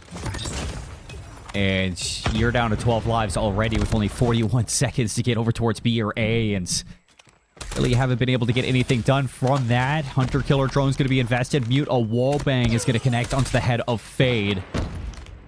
And once again, it's the life conversation, the slaying conversation that we had back on the hard point, reflecting in the scoreline for the control. 5 lives left for Troglodyte Tribe already in round 1. Yep. Oh my god, Mute, brother. Chill. Finally, a plethora of kills coming through. Will it be able to allow them to get some pressure there on the B side? Well, there's only 4 players left standing this time. And with 8 seconds left to go, it is the funnel of death. Sachi able to rose way back into the objective. The last 3 just trying their hardest to get that second tick locked in. But as quickly as I say that, Wanted, sweep them under the rug. First round in, first round through, first round awarded. Wanted. Not playing around here. Absolutely firing off on all cylinders. Yeah, not leaving anything up to chance whatsoever. Saucy already going to be having his operator available. Still a hunter-killer drone 2. Do we see that over towards A? As that's going to be the break-off for Wanted.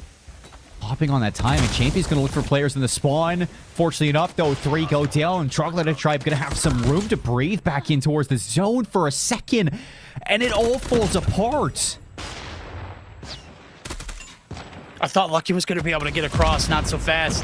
Mute trying to piece on the backside, and this A side hit kind of forced, and it's not really being met well here.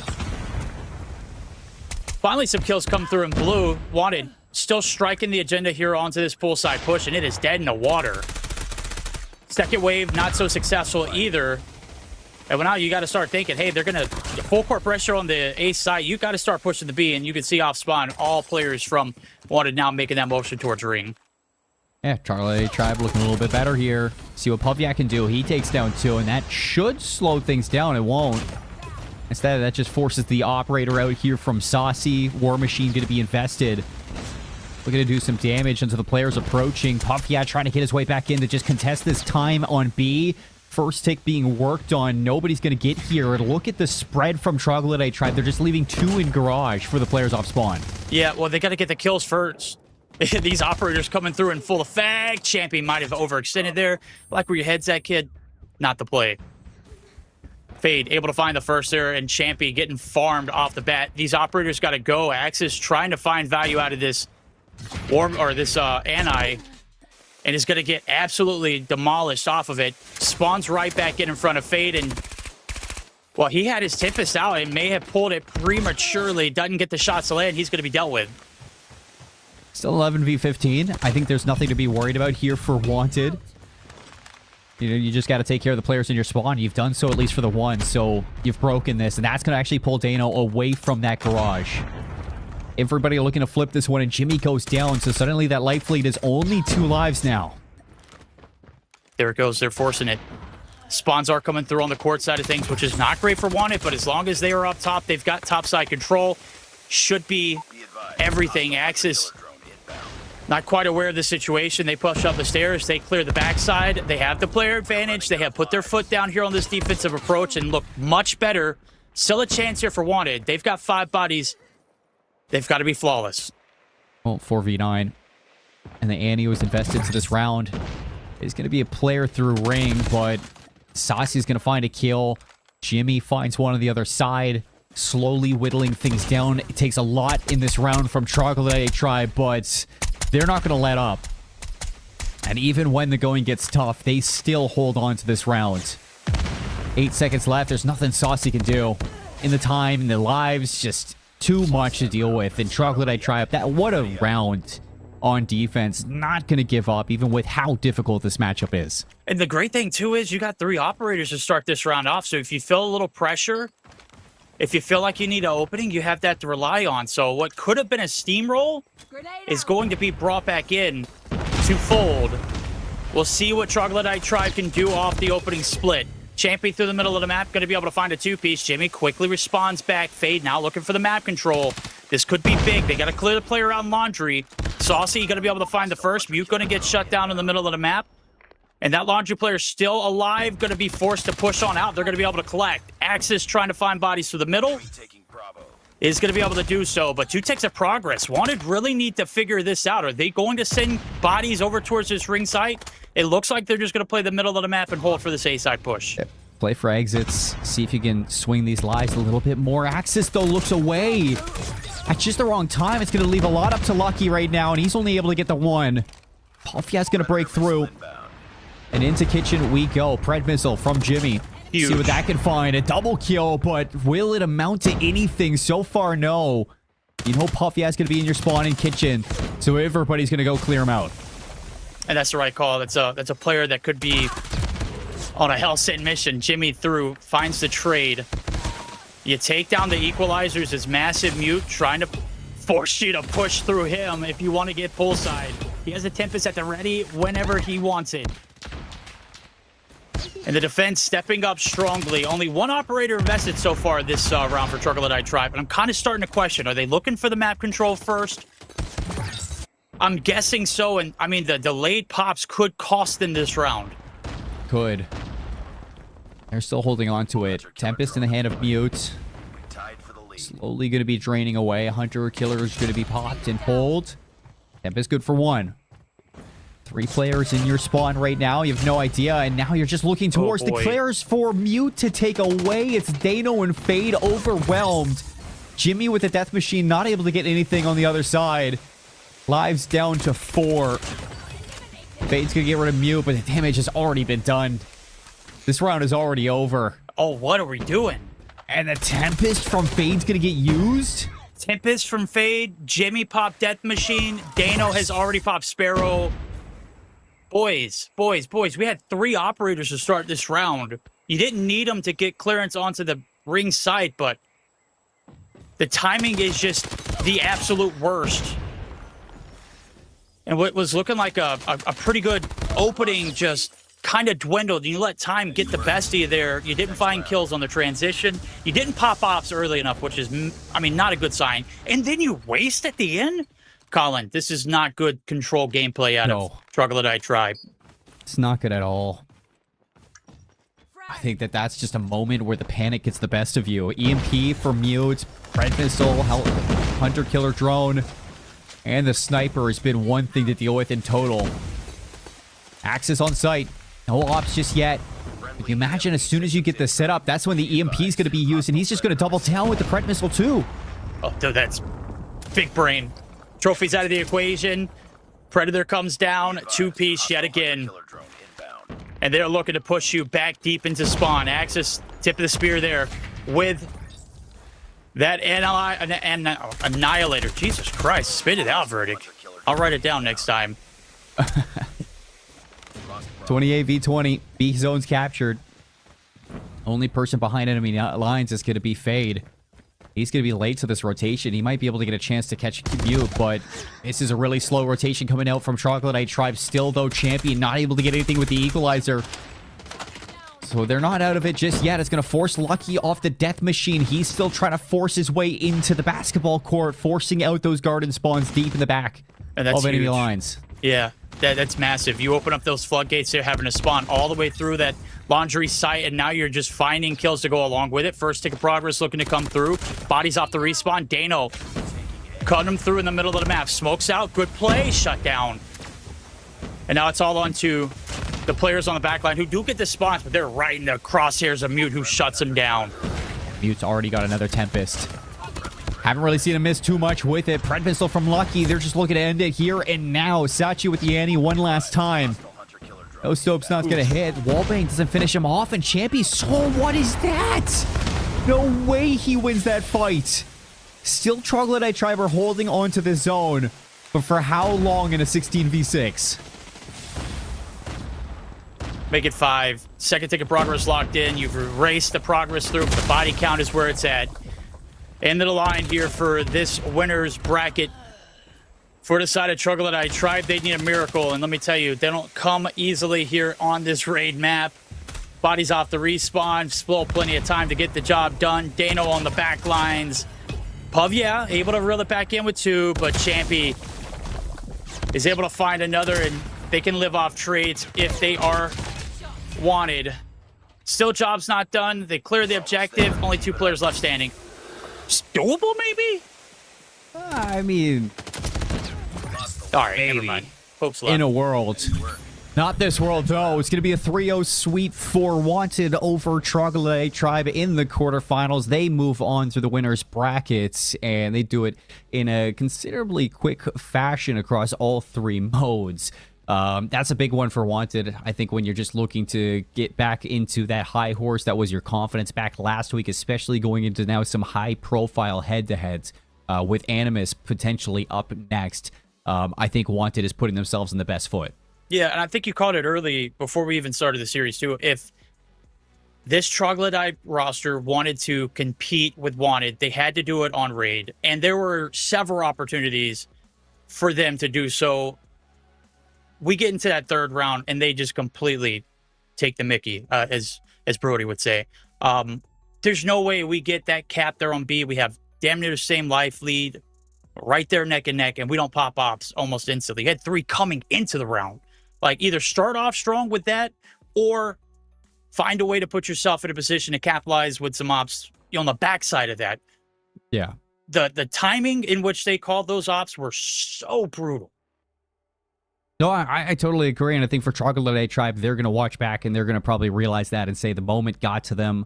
A little bit of panic really shuts you down and really makes your job even harder now throughout the day. Now having to make a lower bracket round 2 run all the way back into this qualifier for EU.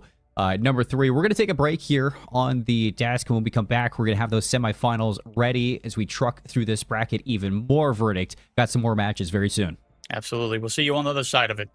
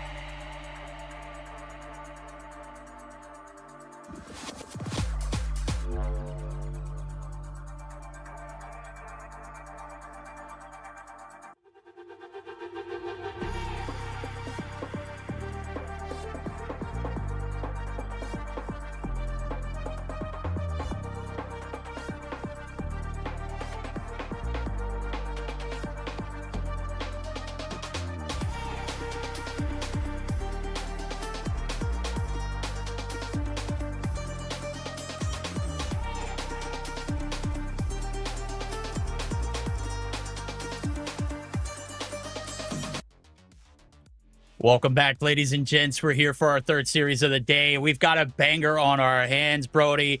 It's Animus, it's Wanted, and I've got to say, Animus started their last series off 0-2. They completed the reverse sweep, but Saints was damn close to sending them to a lower bracket.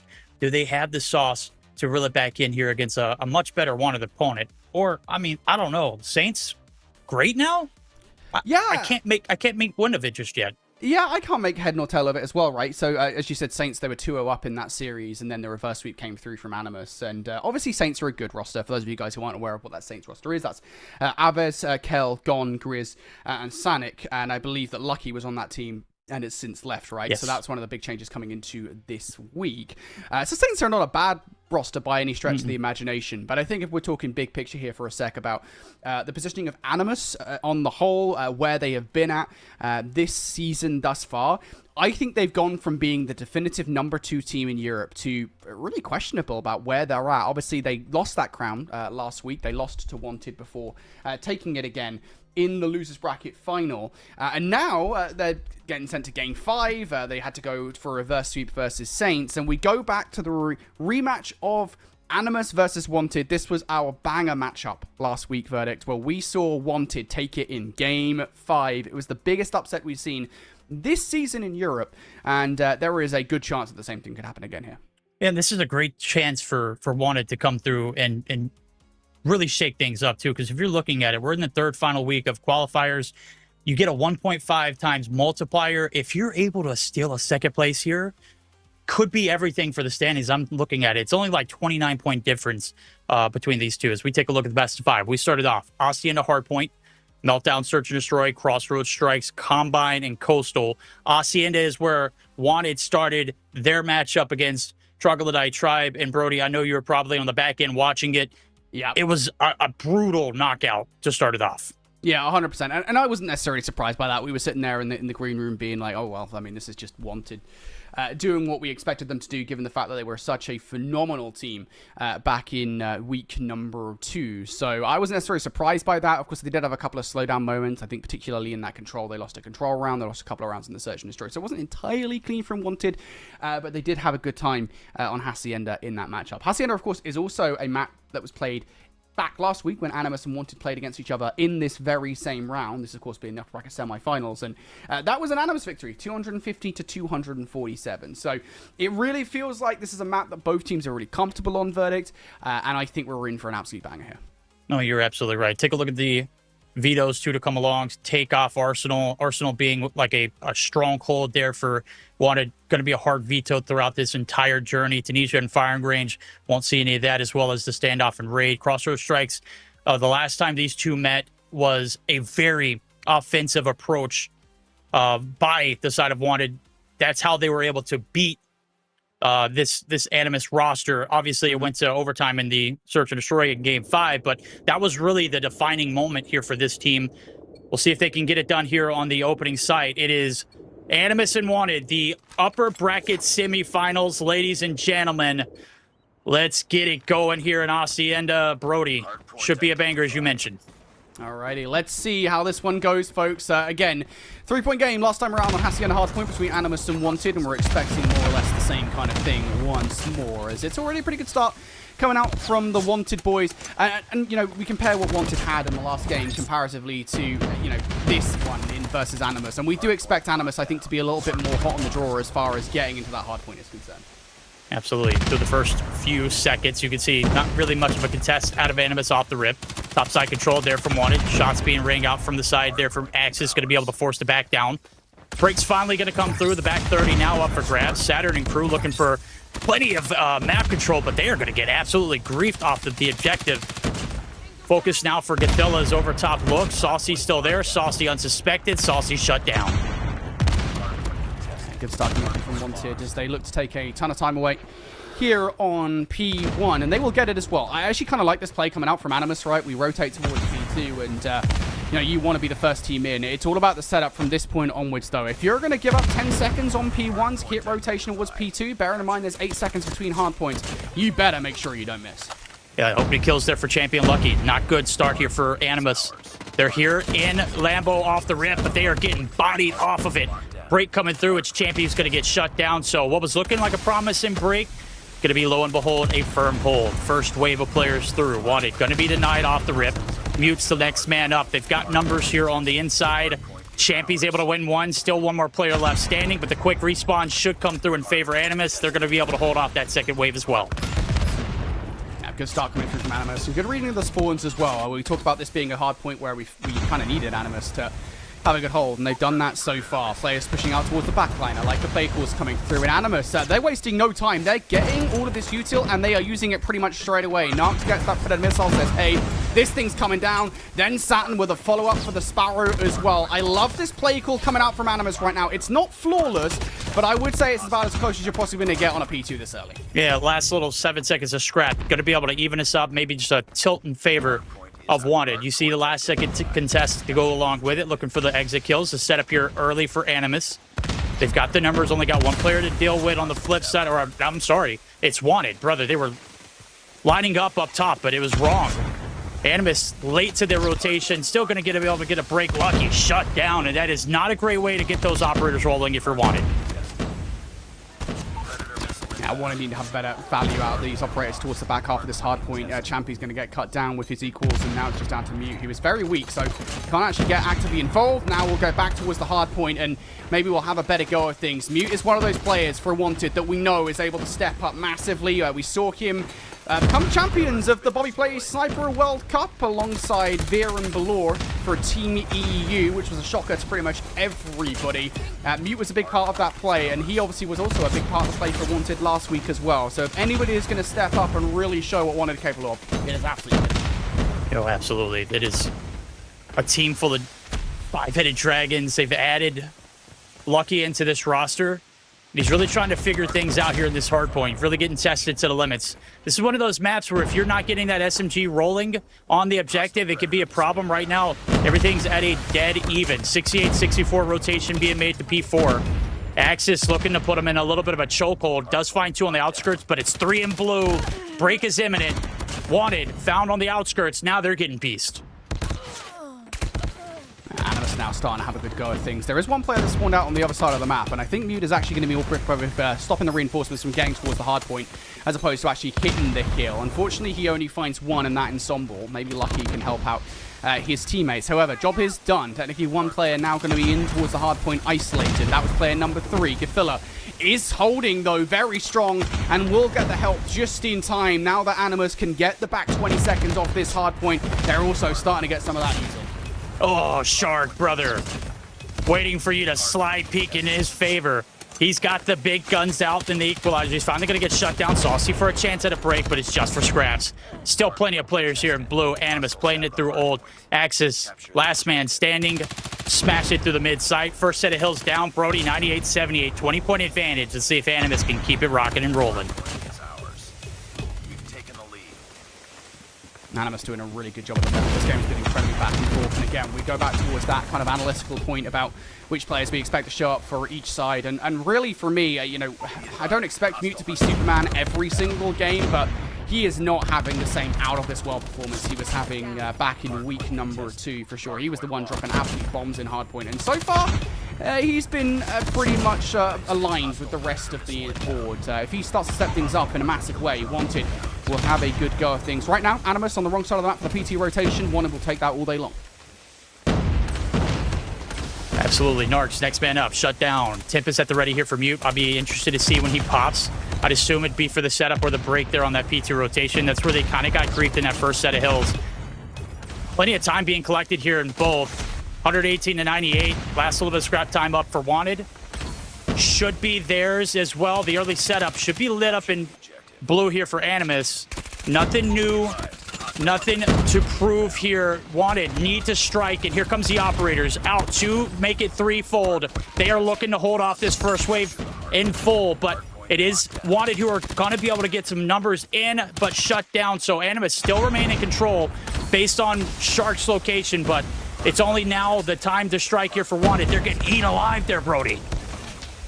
Wanted starting to lose some of this time right now, and this is the dangerous moment because Animus, they've got themselves an advantage, and this is the thing where Animus held this close last time around. They were the ones in full control. They are starting to get beamed towards the back line, and this is less convincing. Animus, they are starting to play like Elevate right now, get full numbers in towards the time, and Wanted, they are struggling to win these fights.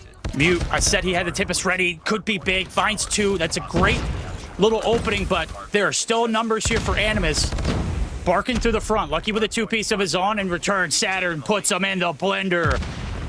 Single-handed last man standing up. He's going to get some help there from Gothilla. Now it's all about the transition. A new 40-point lead, the biggest it's been. As we gear up for P3, need a response out of Wanted. They are getting absolutely bodied here in this opening part.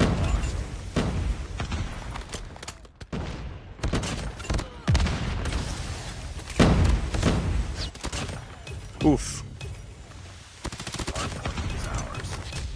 Massive feed there. Gothilla locking it down. 2 players off the respawn here for Champion Crew. Wanted being tested. 44+ lead and counting. Saturn's really been the point man here for this objective, as well as Old. Axis now trying to reel it back in. Claws out, claw down, Death Machine. Back on its ish. Gothilla locking him down off the spawn. Saturn and Crew back on the objective they go. Split spawns coming through for Wanted. We'll see if they can divide and conquer. Saturn's left to play his life. Is going to get shut down and traded out, but Gothilla the next man up. Yeah, this is a good amount of time, I think, for Wanted to take away, considering how far behind they are right now. With 6 seconds left, Wanted will be trying for the hard point and won't actually get it, and that is quite impressive. There is no way you've just let Saturn in towards the next hard point. Nobody was in the middle of that, by the way. I was just keeping an eye on the mini-map as Saturn was able to do that one. That is not good for Wanted whatsoever. That is indicative of a hard point team that aren't watching each other's backs right now. Wanted, they really needed this rotation, and they're having to fight for it significantly more than they probably should have done. We look towards the amount of util that Animus have got, and they do have a fair bit to work with here. If they can get player towards office side and hold hard point, Wanted are going to be in trouble. Oh, they're in trouble already. Saucy trying to reel it back in. War Machine out, shuts down 3. Break looking like it might come through. Narcs hops up and says absolutely not. Numbers back in, off the respawn they go. It's a back and forth affair, but Animus happily able to contest here and make you fight for scrap time to go along with it. 20 seconds left for grabs, and Wanted completely griefed off of this P4 site. Finally, a little bit of time going to go their way. This might be the most time they've collected since P1 this set of hills. Yeah, Wanted, I think, really needed this time, and I think the fact that they got broken early on this hard point is not the best situation in the world. That said, this isn't an insurmountable situation, right? I mean, Animus are only up by 45 points or so, right? So this is not untenable. You get some smokes down. You can actually get a ton of time off P1. They really need to do so here. And Saucy and Mute, they're starting to slay out a little bit more. You just got to shut down the likes of Gothilla and Saturn right now. They are piecing. Oh, yeah. Gothilla, the Wombo combo, the yin to the yang, the AR and SMG combo of Saturn and him have been absolutely electric. You add Shark into that, it's nasty work. Set up now here for P1. It's not been bad here for Wanted, right? It's really been the P2 that they have just not found any success on. The 50-50 map, or the rotations, have been fair, but also not favorable to the side of Wanted as well. So Animus just completely taking advantage of it. They're going to be able to push the agenda here on P1 as well. Start to think about new here if you are Wanted, but you also got to keep them off time here at P1. All right, well, let's see whether they can do it. Wanted are actually getting a ton of time. This is a really good hard point for them. Shout out to these guys. Axis in particular, who has absolutely stepped up towards his P1, is now the lead slayer for this Wanted side. But now we go towards next hard point. One player already through behind in lines is going to be Axis. Can he find any value for the kill? No, it would have been huge if he could have stayed alive, because Animus have done a really good job at holding P2. If Wanted pushing through the front, I don't know if they can break this. No, this is it. They're getting piece. Champy, last man standing here. Lucky already tagged up. He is absolute. 3 players in return back onto the respawn. Mute able to find one through the white. And it is a chance for them to strike. Through the garage site they go. Only 1 player to deal with, and everybody's on spawn on the backside of things. Break, looking imminent, and just like that, K-Roo puts you back in the respawn to go along with it. Animus all over this objective. Well, Wanted. Yeah, with 25 seconds worth getting, Axis will double up with that claw and should be able to get in towards this time. Animus know this is time worth fighting for. They are going to try and push through the back line. That's a big shutdown. Tempest down. Opportunity now, perhaps for Animus to get through. They've already got 3 players here. 1 player spawns in the back line. That's going to blow this entire play up. Champion should be able to get more than 1 kill here, and even if he doesn't, Axis will deliver. That's a really unfortunate spawn coming through with nobody hitting the back that Champy gets there. That means that scrap time will go Wanty's way, and we will see Wanted take the lead ever so slightly here as we get to the most contested hard point of this map. It's fences. We knew it was going to be a banger from the rip, and Brody, they have delivered. It's a chance now for Animus to strike back. Great response there in the P2. They get the early break. They capitalize on a lot of time. Now it's time to really step up and rise to the occasion. Axis there, Saucy there. Pred's coming through. They clear the objective. They got the break. This is everything. Wanted now in. Animus will only be spawning on one side of the map here for the moment due to the Wanted players pushing deep far back towards that well side, and they are currently blending them. Animus are being watched before they can get towards the hard point, and they've got no util to break either. Through the smoke, Axis firing at all cylinders. He has been the point man here for this one. Bow, not enough to hold the fort down. Break coming back through. Shark leading the tip. Saturn's right there along with him. They're going to get shut down. Last 15 seconds could be instrumental. We'll see a contest come through. Through the smoke, they're able to stay alive. Animus still alive here in this as well. Narcs starting to get the gunny rolling. And he's going to be able to find a 3-piece, allowing this squad the opportunity to continue to contest, but ultimately it's not enough. Over to P4 we go. What a play call from Animus as well. They recognize 1 player spawn out towards that P2 side, immediately go to challenge him ahead of time. And now they've got the players in position to hold this one. 1 towards office, 3 on the hard point. Animus, they've got the setup. Can they now hold? Oh, it's a matter of time. They have done great wonders through the first sets. Mute shut down everything, going in favor of Animus. Blue feed through and through. Shark yet again popping the equals. He's going to be able to find 2, but he's shut down. Saturn's on the objective. Axis to the middle. Gatilla feasting on ya. This is a lead change. This could be where it ends, Brody. Could be it. Animus, I think they might have done it just off those kill alone. The Hunter killer thrown out. 1 last touch coming through from Champy, and he heads straight first into 3 players. A line of fire which he will get beamed by as Animus take map number 1. Man, GG's to Wanted. Hell of a fight back. Obviously, you put yourself in a bad position those first sets of hills, first 2, really. You step things up in the third, and brother, we had a slobber knocker in this matchup. You said it was a banger, and boy, did they deliver. We take a look at it, 250 to 239. Not a great P4. A lot of adaptations made by Wanted, but that P4 was a consistent safe haven for Animus through all 3 hills. 250 to 239, a banger. 55 and 41 for Saturns. A minute and 12 to go along with it. You got Shark right there. The 2 SMG duos doing great work on the objective, having the highest impact to go along with it. Yeah, and it should be said there as well, you guys are probably, if you do any quick maths, recognize Wanted got outslayed massively. There in Massively. that game, like hugely, and I think that speaks quite a lot to really 2 things. First of all, I think at times it feels like Animus relatively ineffective at getting time for the kills that they're getting. I mean, that's very clear line. If you're going to outslay a team by that stat line, you should have a much wider win margin. And secondarily, Animus or Wanted, excuse me, are so damn annoying getting into the hard point and being a nuisance, right? Like always having 1 more player to contest time. The amount of times that Wanted were doing that. Just really damn annoying, and that's kind of the combination of being able to throw a smoke in towards the hard point and then just get 1 player in for a contest. Like, Wanted really good kind of denying time for Animus even after a wave of gunfights. So, a bit of push and pull there, but I do definitely think more push from Animus for sure. Definitely could have got more time for their kills. With that said, though, Hassi on a hard point, big win for Animus in that series. Verdict, we go back towards the last series between these 2 teams, or rather the first best of 5, I should say, between these 2 teams, in which, again, Wanted managed to upset Animus back in week number 1, and it was an Animus victory by a 3 point. So I really do think that was a big map for Animus. Absolutely, that's a huge point. Obviously, you deny them time there on the P4 site. The biggest thing, though, I completely discounted Wanted to getting that break in P2, the 3rd set around. The chance that they get, they take full advantage of. They made it, a very dicey P3 to go along with it. But that P4 site, it just seems that Wanted they're not winning the gunfights. Obviously, they're getting outslayed. Those early rotations were huge for Animus, and being able to shut down and anchor on those money hills, absolutely amazing job for them to close that one out. Now, we set eyes onto the second game of this series. We promised a banger. They've delivered so far through the first. Can we see it go down tooth and nail here in the Meltdown Search and Destroy?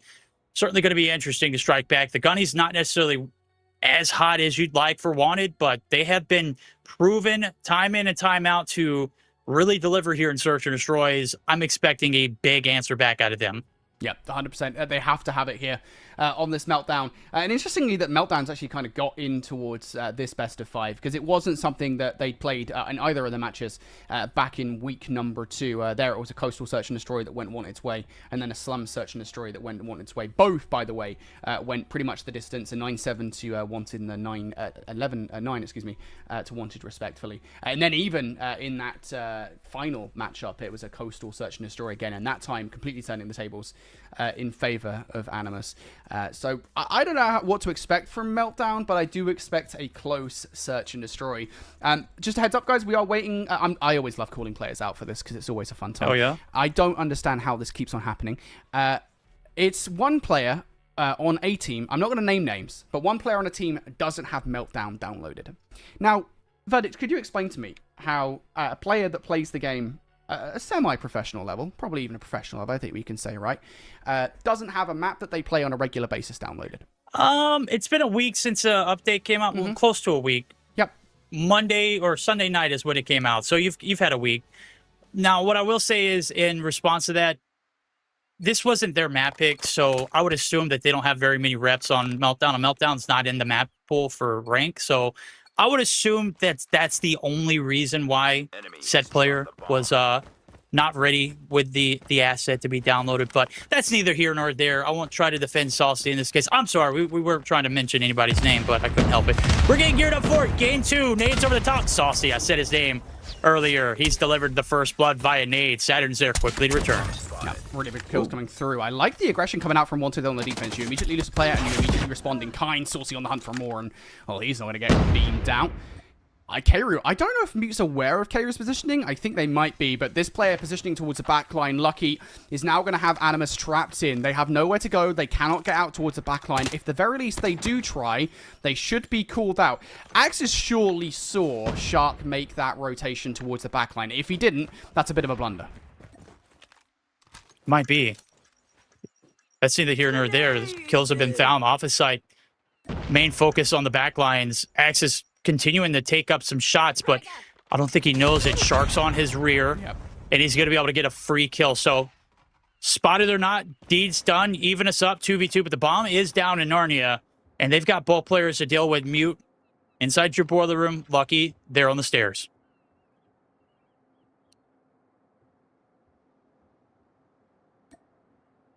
Animus now, I think, firmly in control of this round, even with that bomb down. Because Narc's positioning is going to keep Wanted off angle on this site. They can no longer be committed to just the site defense as long as they don't locate Narcs. And they're going to try rotate away. Sharks has actually won that fight. That's a huge read, but this wraparound, that might not be so readable. Narcs, shut down, Mute. 1v1. You step in the ring with a Titan, you expect it to be a slugfest. And this first round could be telling of how this search and destroy goes. Mute now in a position to clutch up. The 1v2 would be everything. 30 seconds, Shark. Right there on the staircase. Mute does have the SMG at his ready. And he's got to make a push. 20 seconds on the go. One. Oh, Mute spotted him. Oh, and he whiffs. How uncharacteristic of Mute. Now he has to go for a reach out. Mute's on defense. He's got to get the defuse here, and Shark can just play time. He's making the play call. Mute on the bomb. Does Shark taking time? Shots over the top, and the kill comes through for Shark. Mute calls his bluff, and Shark's having none of it. It's tough, man. You had everything. You had the shot lined up, couldn't hit the trigger. And instead of forcing the push, you retreat back to the bomb, and well, Shark makes you pay. He is a vet in this game, knew exactly what was up. And it's perfect timing for him. So first round through, Animus striking yet again with first blood to go along with it. They are sensing blood in the water. Shark striking yet again. Gothilla able to get the trade. It's just down to one. That is a very quick round coming out from Animus, and that's the concern, I think, with a roster like Animus, even with Wanted at times, where they can just kind of roll straight through the... Especially with Shark on side, who is now on 5 kills. One of the best SMG players in European Call of Duty Mobile. He's showing why at the moment. Animus will now change tact, and I love this play call. You've hit site really quickly previously. Now you're going to hit straight in towards A, and Wanted don't have a Scooby what's happening. They have fully committed based on what happened in the last round, and now they're going to have to totally change tact. Yeah, they got them completely off. Bomb's going to go down along with it. It is a 5v5 here for the retake, and look at the extension out. Shark's got the middle of the map locked down. He has one of the most powerful SMGs in the game. Is going to get the call out. Player number 2 is Hughes on a watch. Saucy knows something's up. Mute able to strike first, quickly retaliated by Kru.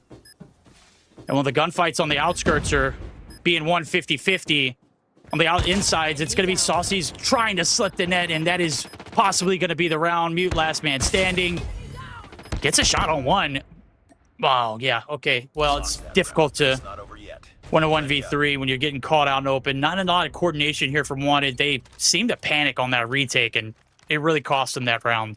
I mean, it is fair enough to say that A is a difficult site to retake, right? I mean, like, we kind of just know that, right? I mean, especially with kind of the very small points of ingress towards the site, like, the multitude of angles that you can watch them from, especially if you've got 5 players up. It is difficult to get back into that site once you've lost it. Animus changing tack, and I like this from Wanted. They're just holding straight on here. Saturn has pushed all the way forward, and this is kind of a bit oppressive for those Wanted players. If they want to get back in towards this small room, they're going to have to get for a shotgun to do so. Yeah, and Animus are prepared for a bang out. They let bomb and spawn for a reason. They don't want to leave it in a bad position. They want to get aggressive. Saturn's going to get called out there. Kru in the feed as well. Mute starting to light up. And now it's about the focus of the objective. You can see player number 4 lingering back in the spawn site. They've got a floodgate opened on towards that A site, but they're going to go ahead and brute force push it right down the middle.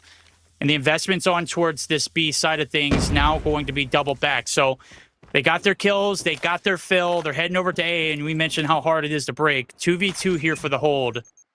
As this rock goes down, a minute going to be reduced to 45, Brody. We'll see what Wanted has in response.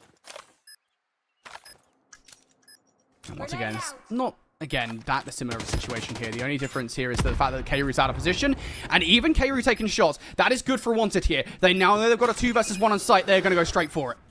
Oh, brother, I love this call. Send the demon to the lobby. Never mind. Narc says, not today. Man, if you're pushing that, I would. Was that Mute that was still alive? And who else in that 2v2? Champy? Lucky. I think it was might have been Lucky. Okay, you got to send your SMG player out there to extend or bump out. I think Lucky was the one that hopped the bomb, and you sent Mute. Your sniper to hold the lane, and you know those guys are playing twos, so that's brutal. Axis quickly opens up with the first blood. It's Kru who's going to be able to find some wall bangs to return.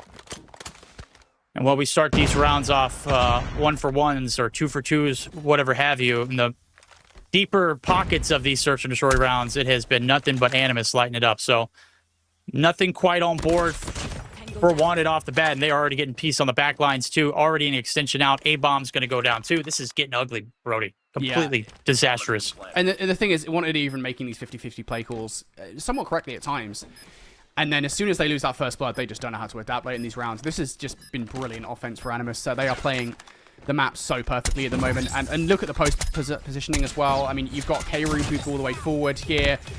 Yeah, Kru gets shut down, but I mean, you're going to get traded out so damn quickly. Everything right now is perfect for Animus. They're getting this rock down. They're playing those opening 50-50s pretty much perfectly. And then once they get the bomb down, which is, by the way, something I've criticized Europe for a lot recently. Absolutely. The post plants look much, much better.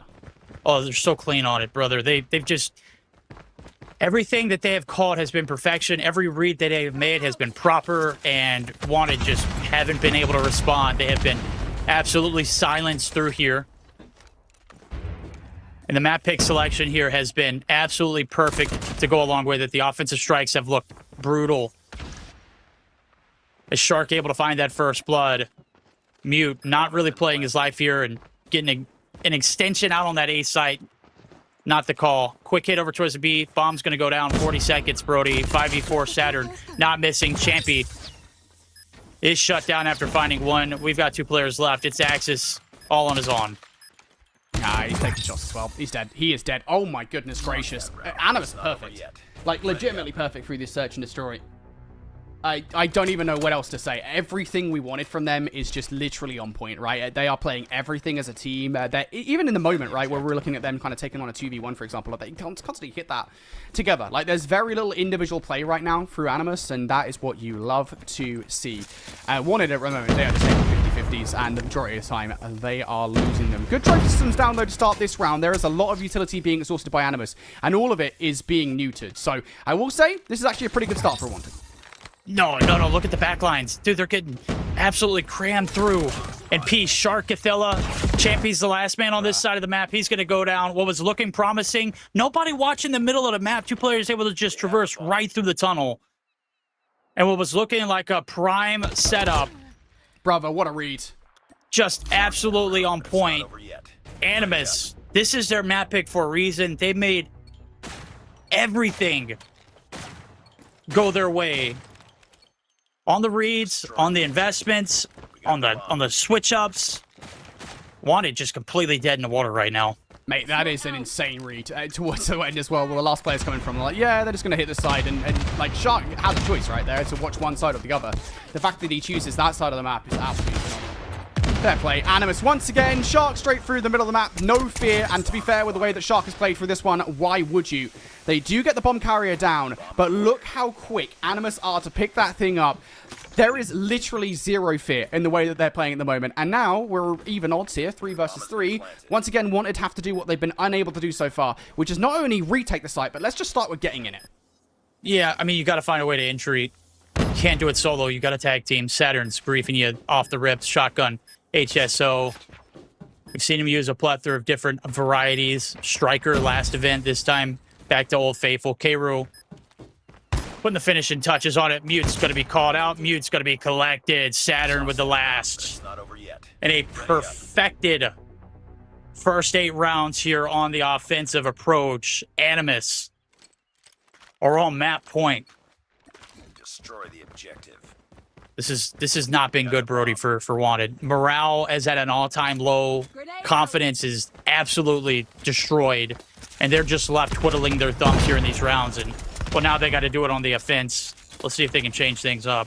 Yeah, the good news here for Wanted is that they do actually, they are kind of the arbiters of their own fate in a way, right? They are the ones that get to choose where this bomb goes, so they will do so. But Animus, they are so damn quick. You've already got Filler and Shark on that side.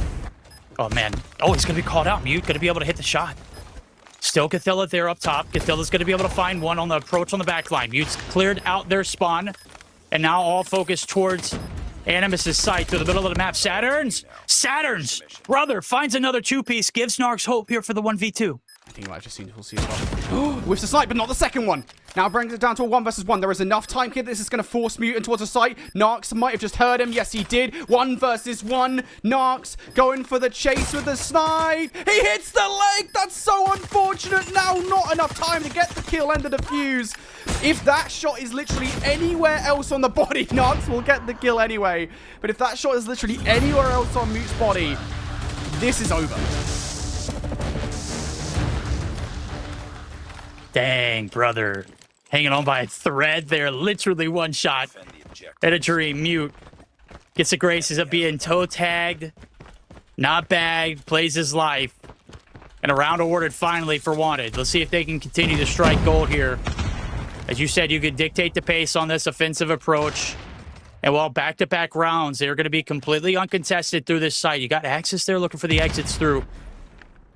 Nuclear stack to go along with it. Saturns and K-Roo on the back line. They are leery of what they have done through the middle of the map themselves. Now on the approach, Axis able to take down one through that funnel site. So all up the Narc should have played his life. Now you're in a 3v3. Oh no. Champy stunned up, not able to survive. Now a 3 versus 2 here. Technically speaking, there is full health players, but Lucky goes out towards the open. They know where Axis is, and he is not long for this world. Animus had such a close hard point with Wanted. The search and destroy anything but. Well, I can see why we haven't seen this map be played out between these two before. And Animus just called their number, brother. That was a complete outplay from beginning to end. It started in a 1v1, and it was anything but a 1v1 moving forward. It was Animus at full capacity and Wanted not really, finding a way to shut down on the defensive approach. Just completely unmatched. And a great, great 2-game spread there from Animus. Yeah, just really solid performances, and across the board, I mean, everybody had their moment, really outside of Kafilla, and I'm not just kind of smack-talking Kafilla, right? I mean, there's only so many kills that he can pick up on the map. I envision as well, obviously those stats aren't available, that he actually probably got a fair bit of damage on towards all of the players of Wanted, the way in which the Animus were playing as a team. But honestly, there's so much I can say about all of these players. Narcs' sniper rifle plays, so pivotal. Keiru and Saturn, their position in the middle of the map, important as well. I will say, I think of all of the players on that roster, though, the player I'd have to give the most props to is probably Shark, because the amount of times that he was creating space for Animus through that Search and Destroy as the entry SMG, not really much that Wanted could do about it. And I will say, Wanted did leave way too many lanes open. I think you called it in one of the rounds where Shark kind of flanked as Wanted hit the A site, where it's just like, we need to be a little bit better at reading perhaps what could happen to you here, because Shark... you can't keep on letting him do that. I mean, he's been doing those kind of things for years now, so you should probably read that he's going to do it. Yeah, when a player like that goes completely unchecked through 8 rounds, you're going to have a problem. If it were any other player, maybe Saturn's too. Saturn's could have made something happen just like Shark. But if it were any other player than those two, then you may have had a chance. But when you've got a guy who's slicing the middle of the map and just literally going unaccounted for, you're completely caught off guard. You're going to get griefed 90% of the time, 95% of the time. They made you pay. So even when we did have a good setup for Wanted on that B side, trying to hold off the pressure, it was that round that I called it, and he did slice right through the middle of the map, and he did make you pay, and everything was blown up. Wanted not really responding back here. It's a last chance opportunity. Will they be able to find a weakness here in this Animus roster? Animus, will you be able to find a way to put them out and make it a 3-0. Let's dive on in. Crossroads Strikes. Going to be the defining map here for Wanted. All right, let's see how this goes for Wanted. They have to have a good control. They cannot afford to lose it. Animus starting very strong, though. Already starting to get kills in their favor. And they almost already kind of feel more focused than we've seen teams in control in the past. They are fully focused on getting this A point done and dusted. And they have the advanced guard before they got 7 life advantage. Verdict, where the hell is Wanted? I have no idea, brother. It's like they didn't spawn in after that hard point upset. They just really haven't been in full effect. And they... on a last chance opportunity, they are not making the most of it. Still plenty of time to turn it around, though. Axis is going to be able to find the headshots at a distance. Second tick of progress locked in. They're working on the third. Animus striking yet again. Saturn leading the pack. Shark right there along to accompany him. And when you got those two demons on the objective, it is hardly going to be denied. Yeah, this round, I mean, short of something spectacular for Wanted, might already be over, if we're being perfectly honest with ourselves. At this point, I think it's about just getting the pain done and dusted so that you don't give Animus opportunities to rock you through the beginning of round number 2 with operators. Mute trying to play a little bit more passively here through this round in a more uncharacteristic moment. A is already gone. That never happens, trust me, folks. Mute is getting some nice snipes off, and it's kind of hoping that he can get towards his Tempest before the end of this round so that he's got something to answer back with at the beginning of the next one. But yeah, I mean, this round's done. How about this for an indomitable round from Animus? They played so damn perfectly as a team. Wanted have been totally blindsided. Yeah, they're getting cooked. Chance to hop on the objective, extend this round as well. Saucy, you need to run at it, brother. They're not going to willingly kill you. You're the last zombie on the map. They won't let you streak up, find operator time for yourself. Damage is done. First round through, Animus. Call themselves match point. They come in with a haymaker.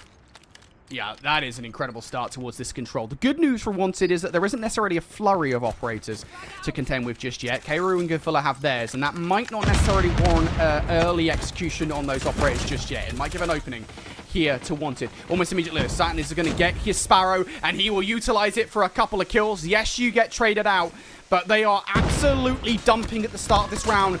Is this the correct play call? All right, hell, steamroll it if you can. We questioned the operator usage at a troglodyte tribe against Wanted earlier. And look, they are no question about it. They are gas pedaling it. Gathilla in your spawn. Keiru as well. Piecing. He's going to be able to find a 2-piece. Keiru with the SKS to go along with it. They are feasting. 5 life lead. The defense looking pretty solid, but Mutant crew now have a chance to strike back. They can find a way out of spawn. It could be an opportunity for them to extend this game. Yeah, this is not an insurmountable lead that you have to kind of climb after that 3-operator opening from Animus. And the interesting thing here is that Wanted are about to cycle back in towards their own operators. So as far as Weathering the Storm is concerned, Wanted have done that in spades. And now they can start to get something going. They themselves have a life advantage here.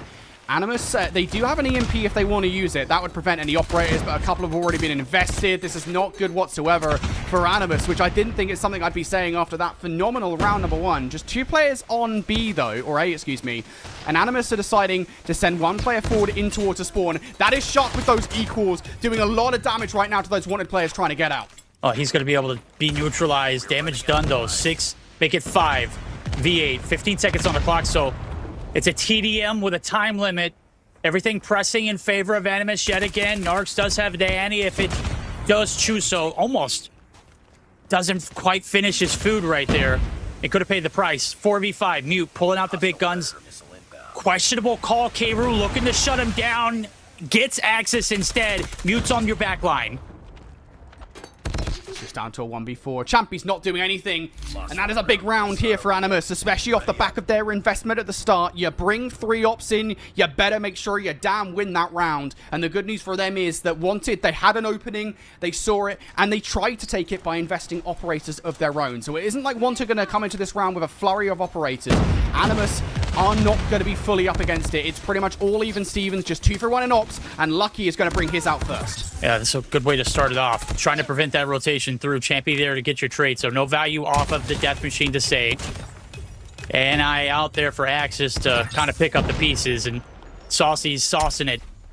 Axis going to be dealt with, does find one in the spawn. They're looking to put the trap on. Saucy cutting the map in the middle. Able to provide a lot of lane coverage, but is going to be dealt with. We're at a dead even 22v22. So far, not as great of a start here for Animus as they like, but they've managed to handle these operators pretty well. And with the life count being pretty much a dead even, you'd like to think that they have the advantage to roll into it. I think so, especially as we get further and further into this round. Animus, not quite as successful as to pushing in towards the spawn. You heard it there. EMP out now for Kru. So if Wanted to get in towards any ops, they're going to be stopped. Gefilla now starting to turn and burn. It's all the ops out for Animus. This doesn't look good. Beginning of the end.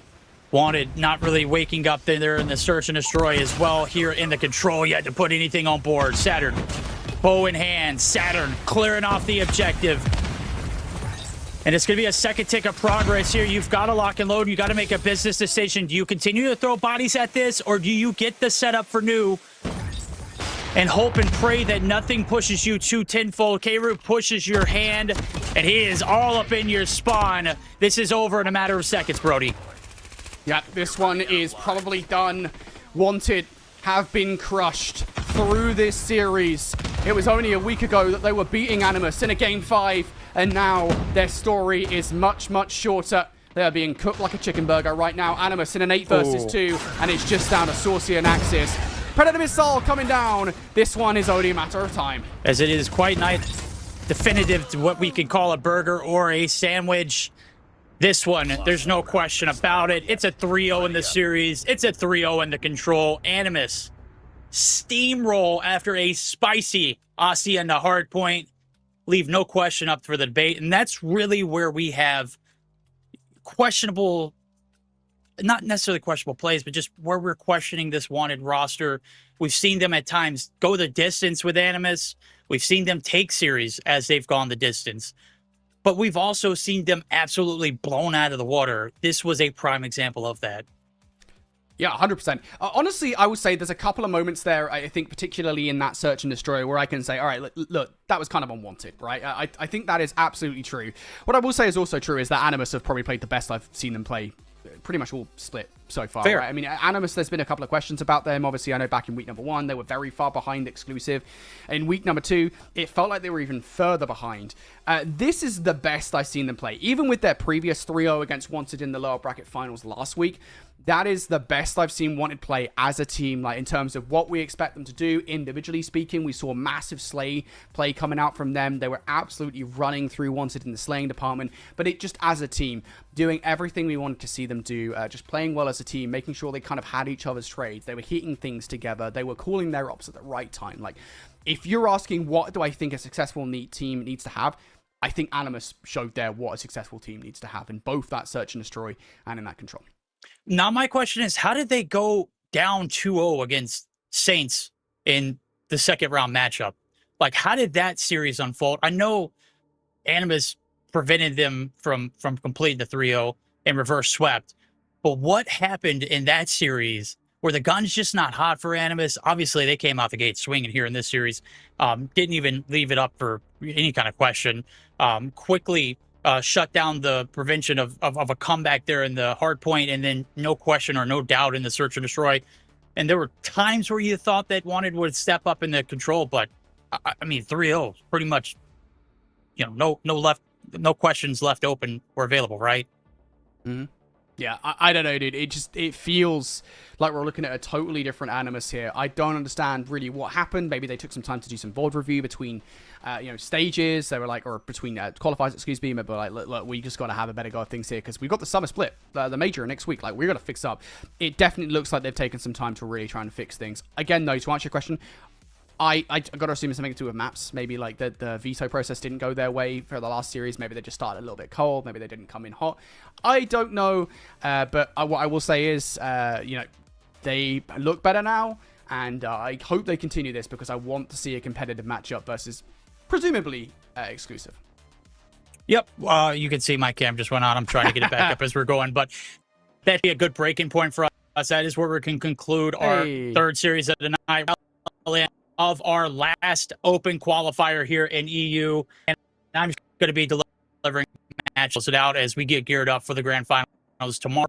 It's going to be an absolute blast. You got to stick around to find out. We've got one more series on the hand. We'll be back on the other side of this break with it. Brody and Colin will close us out. We'll see you tomorrow to go along with that too. So last series of the day, right after this break.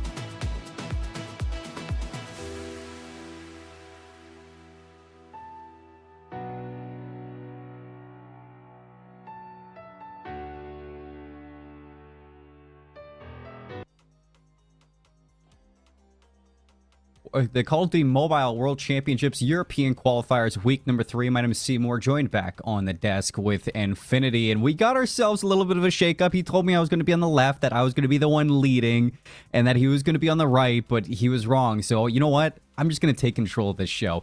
It's my turn, Brody, to lead the show, and you're going to sit there and you're going to like it. So we got ourselves a matchup in the lower bracket, the final matchup of the day.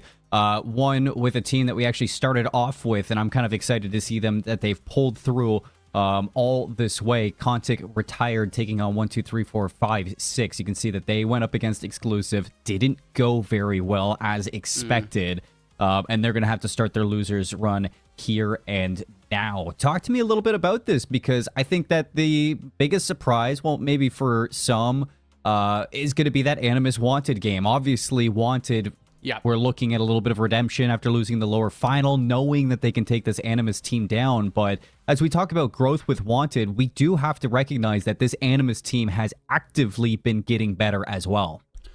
100%, right? And that's the key thing. I think for me, outside of that one best of 5 that Wanted were able to take away, and it was a massive shock when they did it, it has always been Animus, right? I mean, even back towards last week, right, in the losers bracket final, that was a 3-0 to Animus. So although you're right, I still think even with that 3-0, which Animus managed to match today, I don't think they've looked better this season than they had in that singular matchup. So to me, as Exclusive gets updated into that winners final, I think this is probably the best chance that Animus have versus Exclusive leading in towards the summer major. Whether or not they actually win, different story entirely, but I do think Animus have looked better than they ever have before. Their teamwork looks exemplary, their individual work looks exemplary as well. So excited to see more of that matchup tomorrow. But this one, Cmoore 1, 2, 3, 4, 5, 6, which is the former 117 Not Found squad, going head to head with Cantic Retired. I'll say this much: I think the fact that this 117 Not Found roster are even here in this side of the bracket, they aren't up in the upper bracket, or weren't the ones facing Exclusive, I should say, is a bit of a surprise for me.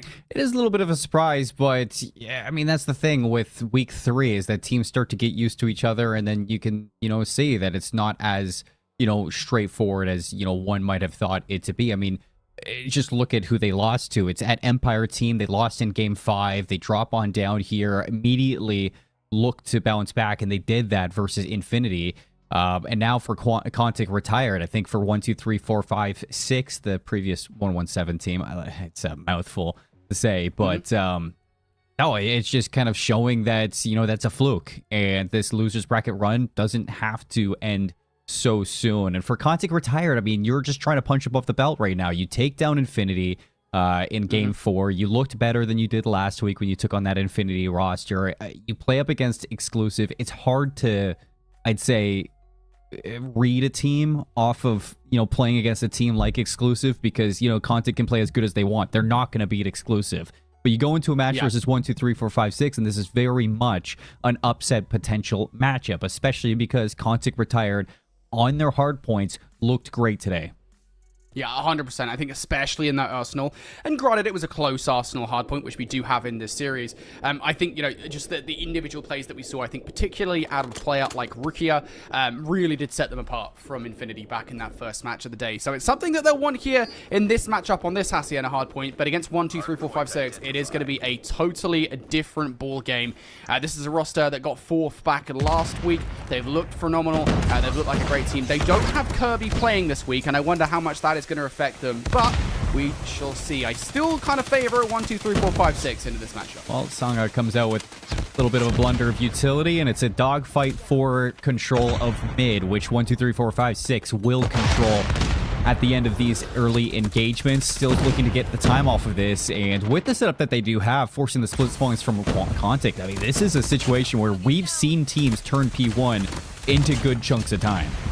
Yeah, 100%. If they can do that, that is absolutely everything. So far, so good. For 1, 2, 3, 4, 5, 6, already a brilliant start from Yuck, who is on a 6 or 7 spree now. Halfway towards the EMP, almost gets it by way of beaming Ozzy, but will not find that gunfight. So Cantic now looking for the scrap time, and we talk about looking towards the rotation. 1, 2, 3, 4, 5, 6 already have a good shake at it. If Helios gets some good time and gets the player coming with the spawn, should be good. Does so. Brings this down to an important 1 versus 1 for Nu. And it took a while for Ozzy to actually look in that direction. But when he does, he should get that kill all day. I like the idea that from Yuck there, I mean, immediately invest that Pred missile. It might be an inside hill. However, it's like a UAV for your team. You get the information on exactly where Contic are going to be set up on this new side. It doesn't work out, but it is going to give you a chance as you're just whittling down these lives. Yuck for another double kill. Yuck finds 3 off the car bomb. He's going to go down with it, but he gets his team in the hill. Yeah, this is a good opportunity here for 1, 2, 3, 4, 5, 6, because Cantic are now going to be spawning towards that fence's side. They might get a couple of splits through. One player has gotten past Rock, and, well, they don't really do that much damage. It's actually Shreeku on the other side that manages to double up to get Cantic in towards the back 30 here. So 1, 2, 3, 4, 5, 6. They look like they had a good setup.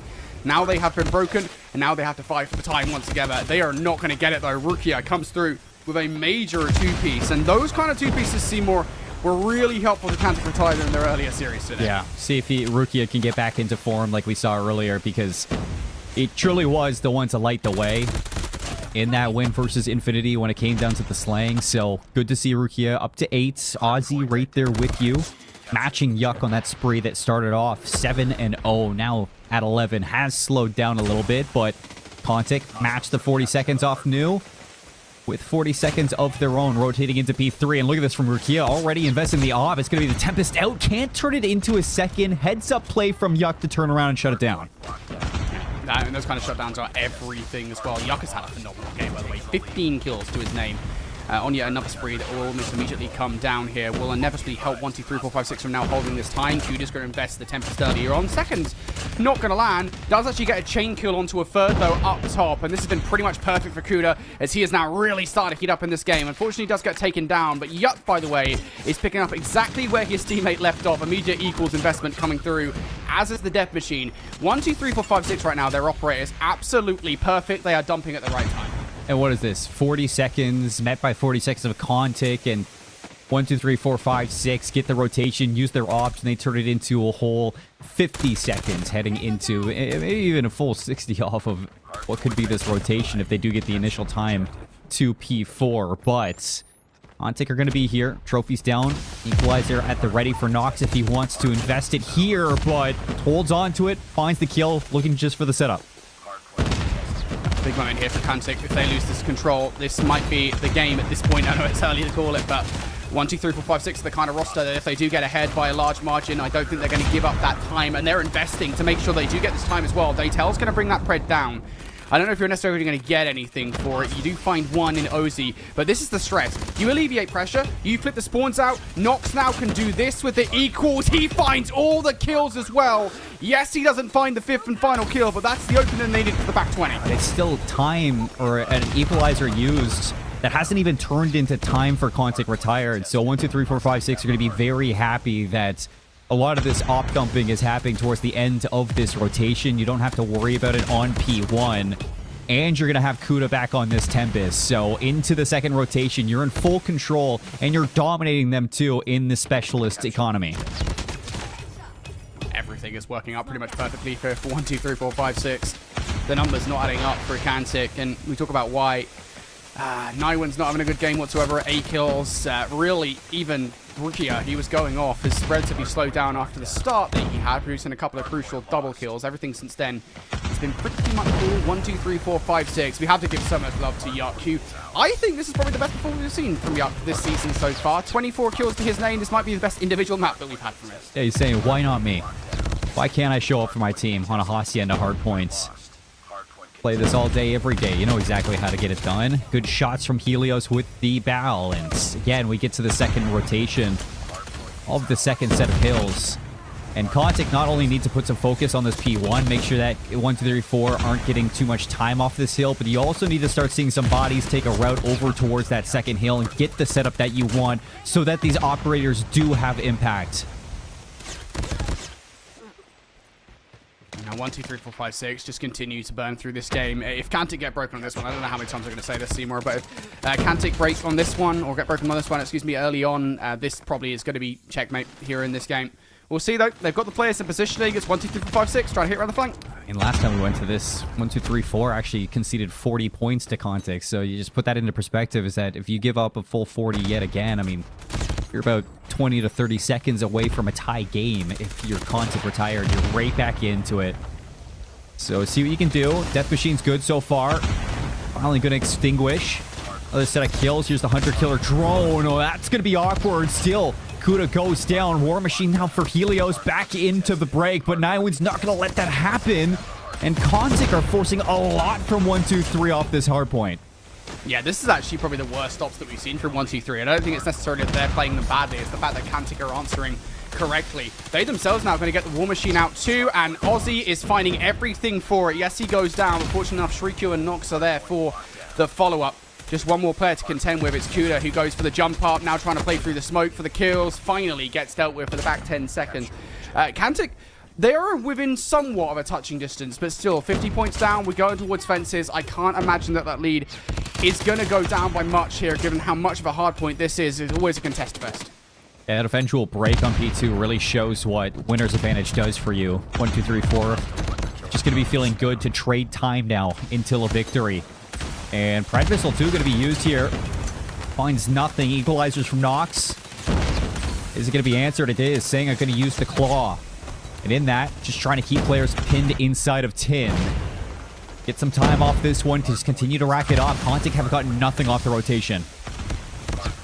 Yeah, this is not good at all. This is a hard point that's supposed to be contest heavy. The fact that 1, 2, 3, 4, 5, 6 haven't given a single second away to Kantic is, well, it's not good, is it? Let's be perfectly honest about it. They've got players pushed forward. Their setup looked great last time around. This time, it looks freaking incredible. One player sat in the corner being a nuisance inside the smoke. It's Nywin who's using a spot up top that no one's checked for him. Finally, Sanga will take him down. But again, Cmoore, the damage is done. We talked about 50-point advantage. It hasn't gone down whatsoever. As a matter of fact, it has grown. 1, 2, 3, 4, 5, 6. They are in the driver's seat here in this game, and they're speeding away. Good shots from Nox. 2, 3, 4, though. Still in the hill. Still collecting time. That's the big issue for Kontic retired. Somebody's going to have to make the play inside of the contest. They line up. Daytel not able to find the second one. Rukia still alive. How long can you live? Not long enough. And now it's Yuck on the other side trying to push this one out. See if he can put this away. They're all in the right positions here. They have dealt with the player towards that top office side. So Kantic retired afforded a little bit more room to maneuver here, but you got to question how much. They've still got players towards the center of the map to deal with. They've still got players towards the front of the hard point to deal with, and they're also not finding these fights. Well, hold on. Kontic are going to get back in. And that's clearance for 20 seconds. Win this fight through mid, and that is going to be some good time for you to grab off this hill. Still 1, 2, 3, 4, 5, 6 don't want to give it up for free, so it looks like they're going to take one more swing through the scrap time just to keep Kontic on the back foot going into the third set of rotations. But what are we working with? We got Rukia with the Tempest. That's a good 2 to grab. Only that, you have the Hunter Killer, you have a Pred Missile from Shrikyu. So can you turn this into a comeback? You're down 80 points. You have tools to get it done. It's just got to connect. Just got to find a way in here. Going to start to use some of your util to do that, but it's not looking good, is it? Double investment of the Ops coming out from 117. And it probably finds nothing owing to a trophy system. I'd imagine it probably tackled the trophy system on the map. 1, 2, 3, 4, 5, 6. They've got the Ops. They've got control of this hard point. This is a lot of time going their way. Yeah, it's been 25 seconds off this hill alone. And Yuck up top, just looking to be the cutoff for the rest of the players, swarming, flooding through the chokehold. 17 seconds is all you need. Yuck's got the Hellstorm. He's got the Hunter Killer through. And there's just no kills going the way of Kontic retired. Finally, Shriku's going to find it, but Yuck's going to invest the Pred Missile, and Kuda now in, has the Tempest. If you want to just put the cherry on top, it's one last hurrah. It looks like we will go to a new hill, and Nywin is racing. To find these gunfights. It's all on Nywin. He's going to win the first gunfight. Briefly done. There should be enough trade now coming through for Kantic. Ozzy is there. Beautifully done for the kills. Okay, step 1 is good, but now you've got to have a perfect card from this moment onwards. You've got to make sure that if you're bringing a War Machine out, it has to find value. And it's not even going to have Rukia here. Finally going to get there in time. Tempest still in the pocket. No, it's going to be used and expended already. Helios in the smoke. Just trying to dance around. Keeping this one on the contest. And he's got some backup now. Daytel's going to arrive. They break the hard point, and it's just Shrikyu left to jump inside. He doesn't get there. Everybody flooding through the front. Nobody finding the kills. War Machine from Helios, and that's going to be it. 250 to 141. 1, 2, 3, 4, 5, 6. Kicking things off on the Hacienda hard point to open up the best of 5.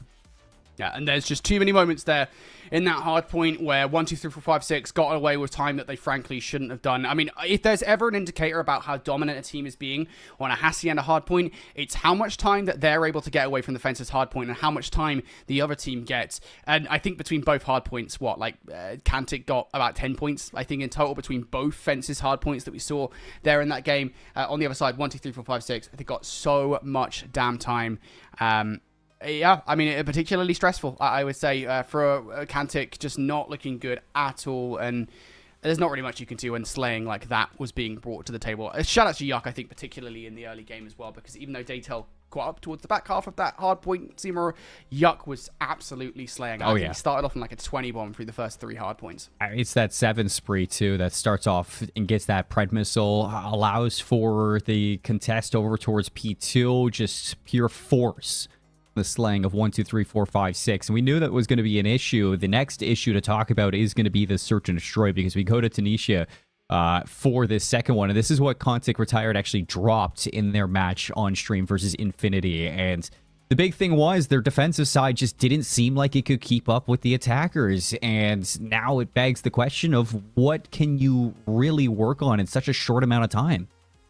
Yeah, I guess going back towards that map number 2 in Kantic versus Infinity, it really did feel like a lot of it came down to reactivity, right? Where it kind of felt like, hey, you know, as you said, you know, when Infinity were the ones setting the pace on their offenses, Kantic rarely, if ever, had a response. I think there was that one round where they responded appropriately. Outside of that, it kind of felt like Infinity were the ones setting pace over and over again. That's my concern here, is I think 1, 2, 3, 4, 5, 6 are going to be a kind of roster to set pace, and obviously they're better than Infinity. I think they're going to be more decisive in doing so as well. So Kantic, they've got to close some holes in the gameplay. They are going to be the ones starting on offense, and so they are going to be the ones setting the pace here. I wonder how that's going to go with 1, 2, 3, 4, 5, 6. They're coming aggressive right at the start of this round as well. Kuda's having absolutely none of it for a second, and Kuda, yes, he goes down. He'll take that 2v1 all day long. Well, a couple kills coming through, and Kantic already on the back foot of this attack. 2, 3, 4, 5, 6, a very different beast than Infinity. When it comes to search and destroy, 3v2. Can they find a pick? Will 1, 2, 3 even give it to them? Rukia with the sniper, misses the shot with the Locust. Second time, won't miss again. And now it's Shriku on the flank. Nobody's going to be watching it. Yuck is unaware. And all of a sudden, it's a 2v1.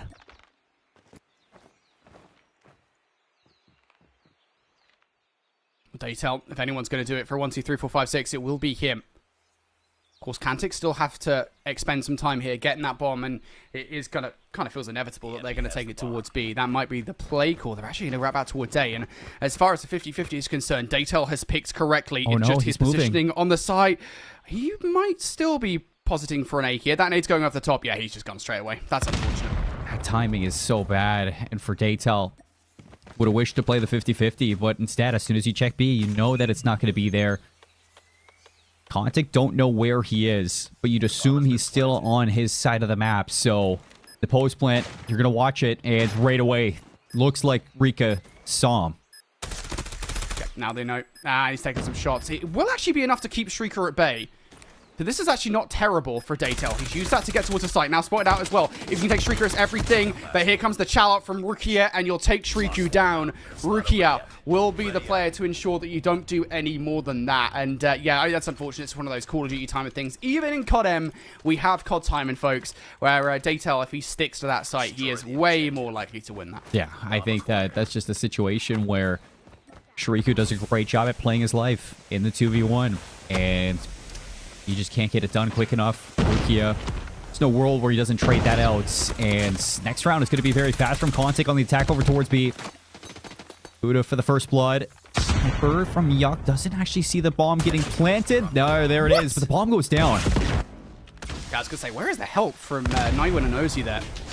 In the 2v5, the fact that the bomb planter goes down just before the bomb gets planted is not particularly great, is it? Obviously, for the 1v3, he's already weak. There's not a chance in hell you even get the scope in when you're that weak in the play. And yeah, if anything, that feels like the failure of that round, right? Is the fact that the bomb is being planted and nobody is playing Overwatch towards that top nuke side. Like, we gotta be making sure, because that's where the preference is going to be coming from, that you are keeping an eye on that. That feels like a bit of a failure there between teammates. Just a lot of respect being shown to the sniper of Rukia. So, Or sorry, the sniper of Yuck. Had that one backwards for a second. Attackers, again, going to leave bomb behind, looking for a pick. Kuda in a cheeky angle. Bomb spotted. We got the bomb. Looks like Nox is going to be aware of this one. The bomb is heading over towards B. This is technically the right call in terms of numbers. Yeah, they should know. They should check this corner. They don't know that he hasn't gone away, but it should be an easy check from them. Yep, it is. I don't really understand Q to fully commit to that one. Maybe he didn't see Nox on the cross. Beautiful snipe coming out from Ozzy on towards Yuck, though, and that brings us down to a 5 versus 3. 1, 2, 3, 4, 5, 6. This feels not particularly great. Yeah, Helios takes one, but he inevitably goes down, and this feels like a very readable play. They've already seen Daytel, and he is not long for this world, so Sanger has to check every single corner. He himself has been found out, and I don't really see a way in which Sanger's able to pull off this 1 versus 4. He is going to get overwhelmed. So, yeah, 1, 2, 3, 4, 5, 6. Not able to get anything going there on the defense, and I honestly feel like part of that was kind of down to Kuda being too predictable at the start of that round. Like, you've already been spotted out. Him just connecting to a corner, it's such a readable play for Kantic, and I'm kind of surprised. Maybe he just didn't see Kantic, which I think was Nox, on that cross. He can't have done. If not, he wouldn't have sat there. Aggression from Kuda this time around. They're just going to battle through the smokes, and it's Rukia to shut it down. Numbers for Kantic. 3v1 now, actually, as Helios will fall. It's Yuck alone. And with the Locust in the back of the hand, what kind of magic can you pull out? Ooh.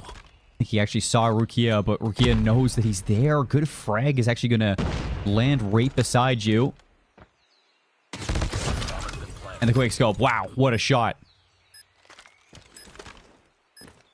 Nah, Yuck is weak, so going to have to take the reset here on this play.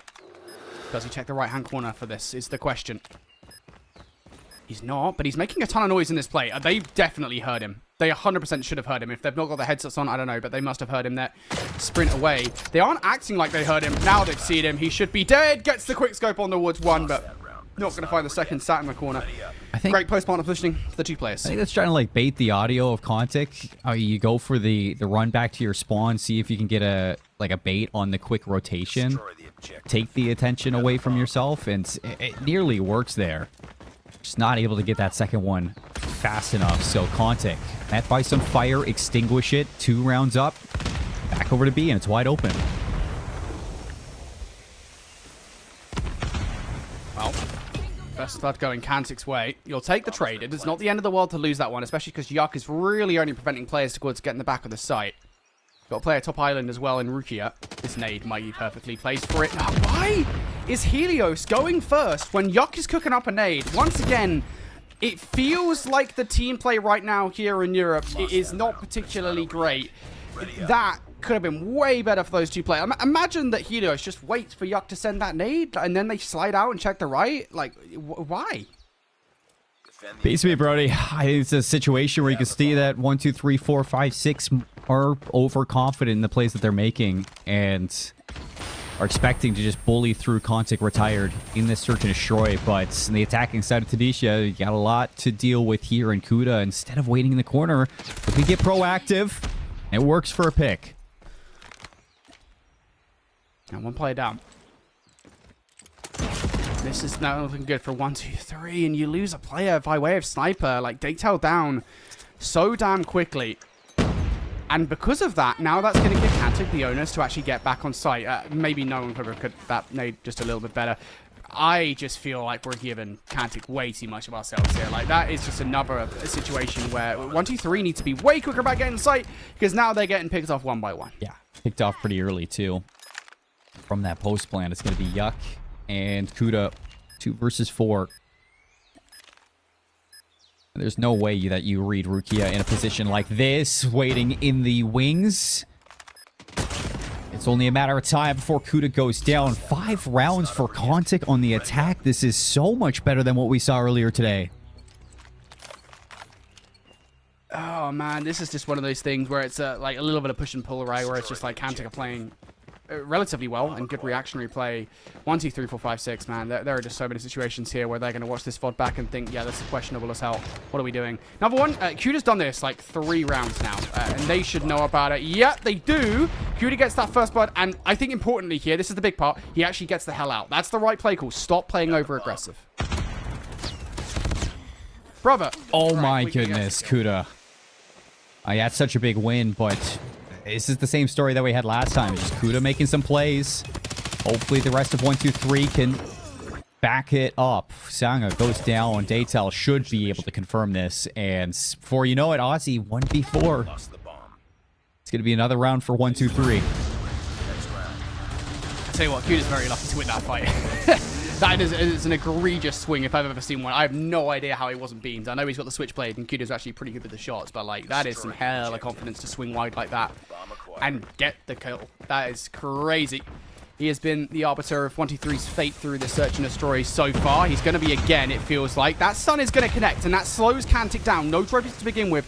Means that they will be slowed on the punch here. Kuda, once again, the player watching the cross. Oh, good nade from Kuda. Bomb spotted. And a lot of damage onto the rest of them. Has to go for the reload. Still alive, though. Still dancing. 13 kills for Kuda. And looking for number 14. Doing it himself. 4 kills in a row on the round. And slowly, he's building the team back in. It wasn't even just the kills, right? It's that opening stun. If that stun doesn't connect on towards Kantic, which granted, I think is a little bit of a failure on Kantic to not get the trophy systems out that early on. But like, he gets that stun through, that stops Kantic in their tracks. They're about 5 seconds more delayed than they otherwise would have been. And that's enough time for 1, 2, 3, 4, 5, 6 to get through. Kuda this time, of course, now as we switch sides, is going to have to play on the offense. We can't keep on doing the same thing he'd been doing over and over again. And I think this is where we're going to see Kuda get just a tad less effective, right? Because being as aggressive as sub, it's nowhere near as easy when you're the one being watched every single angle from Kantic. So, I wonder what Kuda's role is going to be like here in the second half of this search and destroy, because he's the only reason that they've got 3 rounds right now. Nywin connecting with Kuda. Dropped. Bomb acquired. Bomb going down. Daytel on the flank, and that's going to pay off for the kill. So, Bomb is down in a pretty precarious situation that's going to have to figure out a way to recover that, get the plant Bomb has been going. planted. There it is. Bomb down. Retake now, 3v3. Tango down. Rookie's in the plate. That's going to make things incredibly difficult here for 1, 2, 3. And that's why Yuck will quick scope onto towards 1. If he connects onto that second, that is dastardly. But the defuse is already coming through. 1, 2, 3. Not going to get back towards that site in time. Rukia keeping an eye on things. And yeah, Rukia going ham right now. He's kind of silently been doing that, right? He's been pretty consistent through these 9 rounds so far. He's up to 14. I'd say, you know, slow down towards the back end of your attacks, but no, I mean, especially through the gates and into now, you got the striker out. You're just going to be a force of nature in a lot of these CQC battles. So, Nice name. how does 1, 2, 3 get through this on the attacking side? Well, that is perfect. Bro, these nades, absolutely perfect. But finally, we get a nade that doesn't really do anything. Man, I'm so confused at 1, 2, 3. They get a nade through, right? They even damage one player over towards B, and they just take so long to do anything about it. By the first player goes through, and it's a solo chow. They're gonna die. And granted, 1, 2, 3 here have the numbers, but like this is by no means a guaranteed round. It's going to be an A crunch. Nywin, couple quick scopes going to miss, and might not have been guaranteed, but certainly now it is. Aussie, 1v4. Bomb has been planted. And not really something we've known Nazi to really be capable of today, especially with the SKS in your hand. You imagine that this should be an easy trade for 1, 2, 3. Well, at least it's not the MK2. Something to talk about here. Good for the first. Oh, slides out on the second. Shots was really perfect there with that berry of the SKS, and so hideous. We'll take that all day long. And yeah, I'll be honest right now, 1, 2, 3, 4, 5, 6, they're giving me, I don't even know, like a headache watching their search and destroy, because they're down right now. It feels like they really shouldn't be with some of the advantageous spots they put themselves in, and they just kind of get so close to throwing away these rounds. So that even that round was something where, like, yeah, they had a 4v2 on site, but like one of those fights, because even the re-entry into towards site was relatively individual. This round, Yuck gets first blooded, and I think, from memory at least, 1, 2, 3 haven't been good in these situations where they're down a man. So, going to be interesting to see how they come back from this one.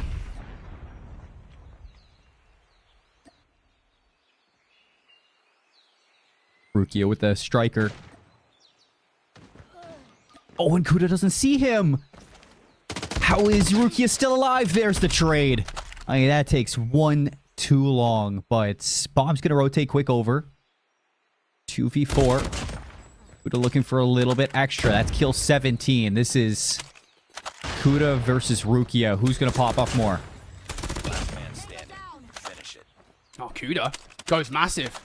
As he has done this entire search and destroy, completely turns this round. What was a 3v5 into a 2 versus 1. And Nokex has to try and play silently. Helios looks away at the wrong time. This is absolutely going to be 1v1. No! The shots from Nokex, not particularly great. He's going to be weakened for the fight. Kuda might be late to this reach out, and he is. He's enabled Nox to get the sniper out. Oh, but it's planted for Kuda as long as he can get a shoulder check in.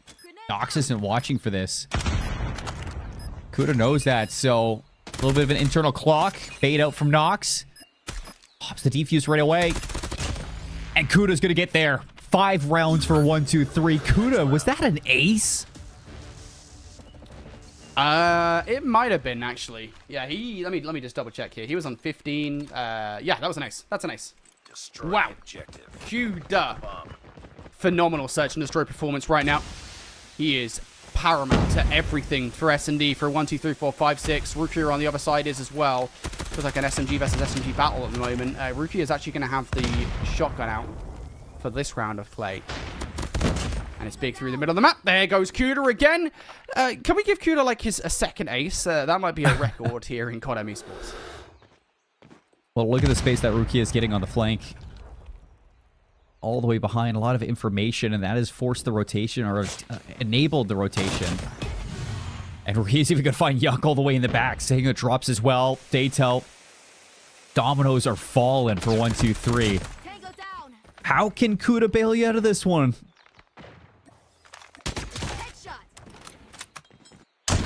Well, he's not going to be able to anymore. Rukia takes down. No. Rukia. Okay, I was going to say, if he wins that gunfight, that is absolutely disgusting. Gives Helios a chance here in the 1v2. He's got the bomb, so he's got a way to play this one. The weapon of choice is not particularly inspiring, but he's got the kilo bolt action. This is absolutely possible. He's got ways to play both of these fights. The problem is both of these players are kind of tagged up together. The HSO might be the weapon of choice here. Oh, and he's just not able to take the shots. Ready as ever. 7 rounds for Contic. And somebody's got to give Kuda help. Because this is unbelievable for 1, 2, 3. Especially after how many times they've drawn first bloods. It should not be a lead for Contic. They just continue to dig deep and clutch up.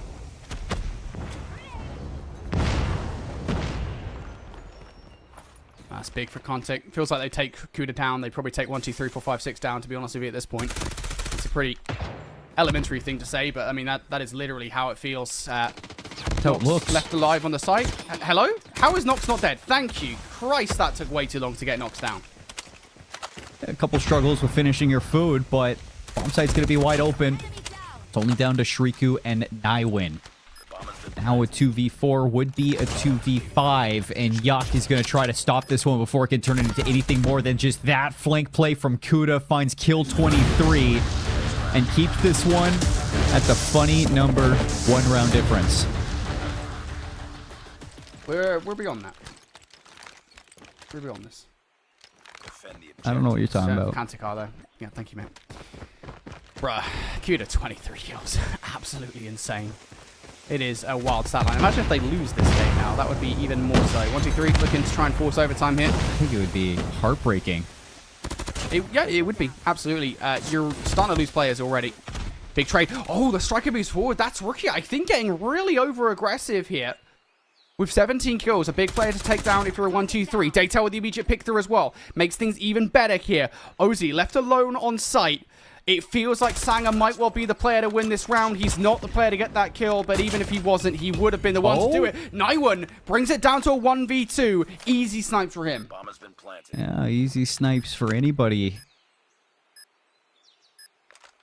Through our qualifiers, we've seen so many times people clutch this up. Wallbank's not anywhere close to these players, and he unscopes. Nice work. Get ready for the Oh, Brody. 7-7. We are tied up. 14 rounds through. Who's going to take the lead? destroy the objective. Got the Man, bomb. it's crazy how much it feels like Kuda versus Rukia and Naiwin right now. Oh, weird search and destroy. 1, 2, 3. On the offense once more. They've been successful by way of Kuda. Nobody's challenging Kuda through the middle of the map as well, which is particularly interesting here.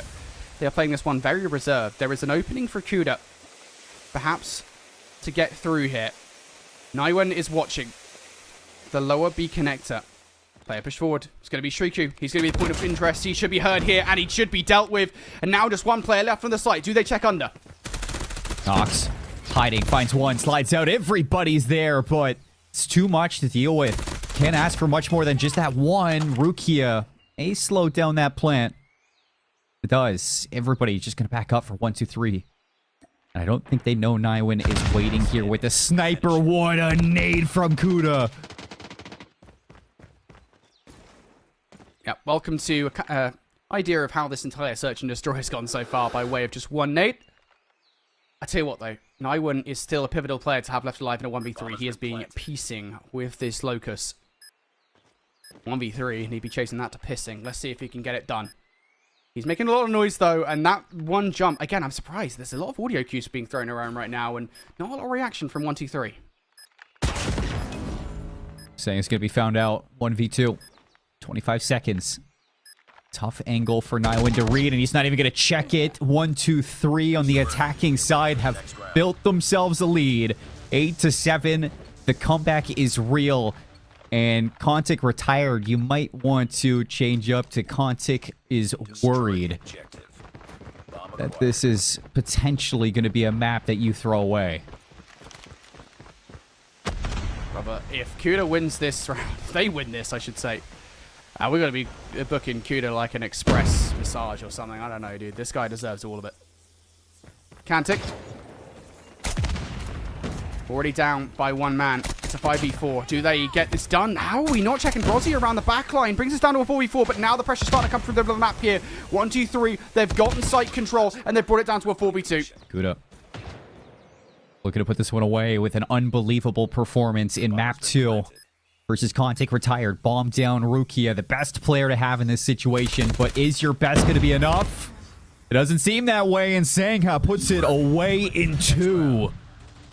9-7 in the search and destroy. 2-0 up. This is unbelievable from 1, 2, 3. The absolute sheer resilience that comes out in this map. And the only thing we asked for is a little bit of assistance for Kuda.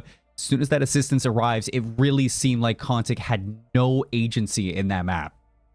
Yeah, just crazy. Absolutely wild.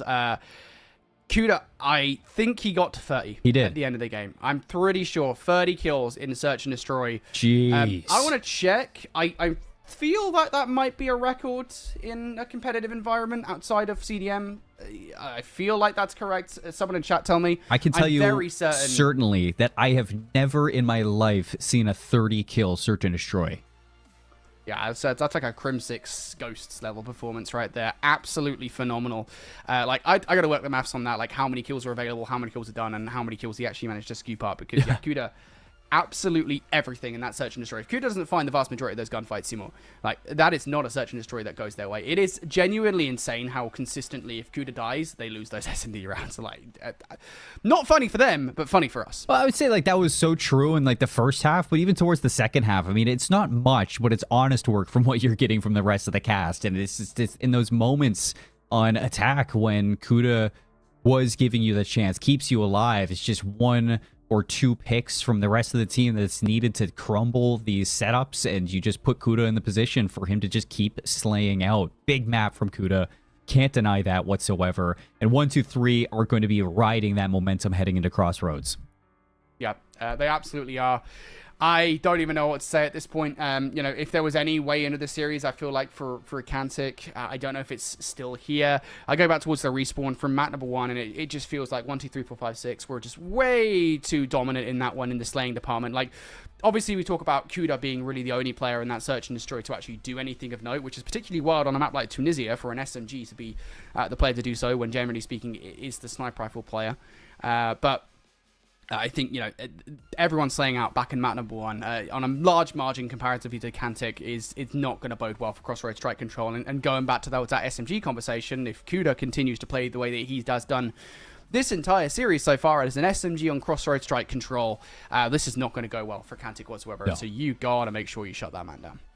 Well, you got a long road here if you're Kontik retired to come back into the series and look for a reverse sweep. Starts with crossroads strike control, and I think from earlier on, the biggest thing was just the usage of the ops on Contic. I think that they did a good job versus Infinity, at least being proactive with using their operators and, you know, turning them into rounds 1 and starting off on the offensive side. If you can get out to a good start, win an offense, get some ops in your pocket, then that can easily bleed into your defense.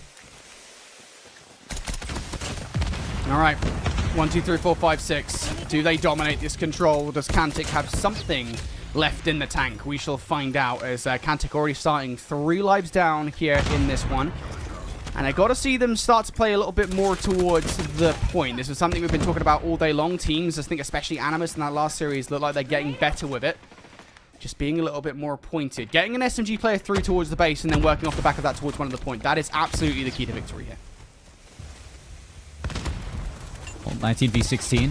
Life advantage for 1, 2, 3 on the defensive side. And Daytel just going to continue to trade out these lives. Sitting over towards B. Time is going to be stopped for a second. 47 seconds. But as soon as these kills come through for 1, 2, 3, and you can see Sang on the other side, like, this is terrible. This is scary. Yeah, this is not good at all. Again, this is reeks of our earlier control with Animus versus Wanted, and we all know how that ended. Still, it's not that big at the moment. Cantic are finding more kills in their favor. If they can at least walk away from this round with perhaps even the win, but maybe just some progression out of these points, they will be content. But as soon as they lose a player on B, that dream is now starting to disappear. There's no contest, and the sheer will that is being forced upon you by 1, 2, 3. It just kills alone. 6v1. Saying up. Getting some space. Should spot Nox in the window eventually, but Nox keeping quiet. Acting like nobody's home, but as soon as he rings the doorbell, asking to bring everybody to the door. Just down to Nox. He was back pretty good back in game number 1. Also had his moments during the search and destroy. And he is going to stop the clock for 4 seconds. Can he get A for free? Don't have a point. Just stay on it. Just get the point. Bruh, like, it's a small thing. It's a tiny thing. But, like, him sliding off the point in that moment is probably the thing that prevents him from getting that tick through. Because I don't think that they would have stopped him from doing so. I don't think so They would have got either. there for a contest. But that probably would have been the point. And not only that, 1, 2, 3 have built themselves a little bit of an alt economy in terms of their alt operators. 2 to use, Daytel with the Death Machine, and Kuda will be holding on to that Tempest. How early do we see them invest it? I would say get it out right away. To be honest with you, again, it's something we saw from Animus, right? Where it's just like, and again, this is pretty fundamental, it's rudimentary control. But if you whip out your ops early on in a round, you get an early life advantage to the point where it isn't really worth your opposition investing theirs. At least it's a much bigger risk. They might not do it. Then that is how you win controls, and that's what they've done so far. Double investment coming through from 1, 2, 3 already. A couple more ops on the board, and they're investing them right off. They don't want a 5 life advantage. They want a blowout. Yeah, they want to blow this one up. They want to put it behind him and go to bed. Finish off their day 1 for this qualifier on a high note. And already starting to dwindle the lives of Contic retired. Shriku's going to be late on this rotation, and right away Kuda just puts him 6 feet under. Off the respawns, Contic going to have to fight out of a treacherous battle through their spawn trap. And 1, 2, 3, they know that they are truly in the driver's seat, in the advantageous position for this one, but nobody's going to get Rika down. And how does Rika get away? Brother, this is crazy. Absolutely insane here. 25 seconds. Cantic, well and truly in the mud. You've got 4 ops. I do not want to see an investment here at all. Like, do not do it. There is no reason to. Just absolutely dump in towards the start of the next round. Because at this point, it's already over with 20 seconds left. Unless something special happens in a 3 versus 9. All you got to do is just try and stop these guys from capturing the point. That is the way that you play this. Nox is going to come through. And this is the key thing for me. They're not going to kill him. Obviously, this is how this works. They're going to try and wait for Nox to play for as long as humanly possible here. Get as close to your ops so that you can match what Cantic have. Enemy taking Bravo.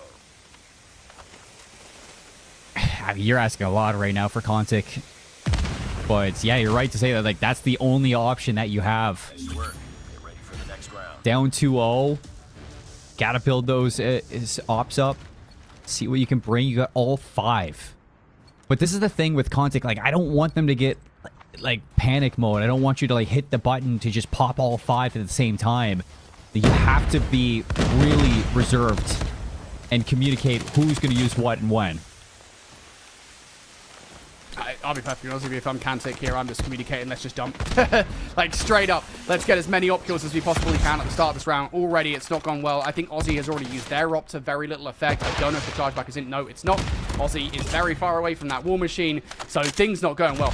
Cantic, use your ops. I'm serious right now. Like, you are down by 5 kills already. Yes, 1, 2, 3 have theirs. If you don't use your ops now, you are going to lose this control. And it's just that thing that, you know, at the start, yeah, you want to be a little bit reserved, but that's if you find those kills to break out. And he finds nothing. And Rukia has the Tempest out, trying to get into the spawn trap position. Senga, oh, he's not even going to have to worry about it. Both whiffs off the Tempest shots. Finally going to clean this one up. And it's the Death Machine of Shriko is the last remaining operator used. And it is gone.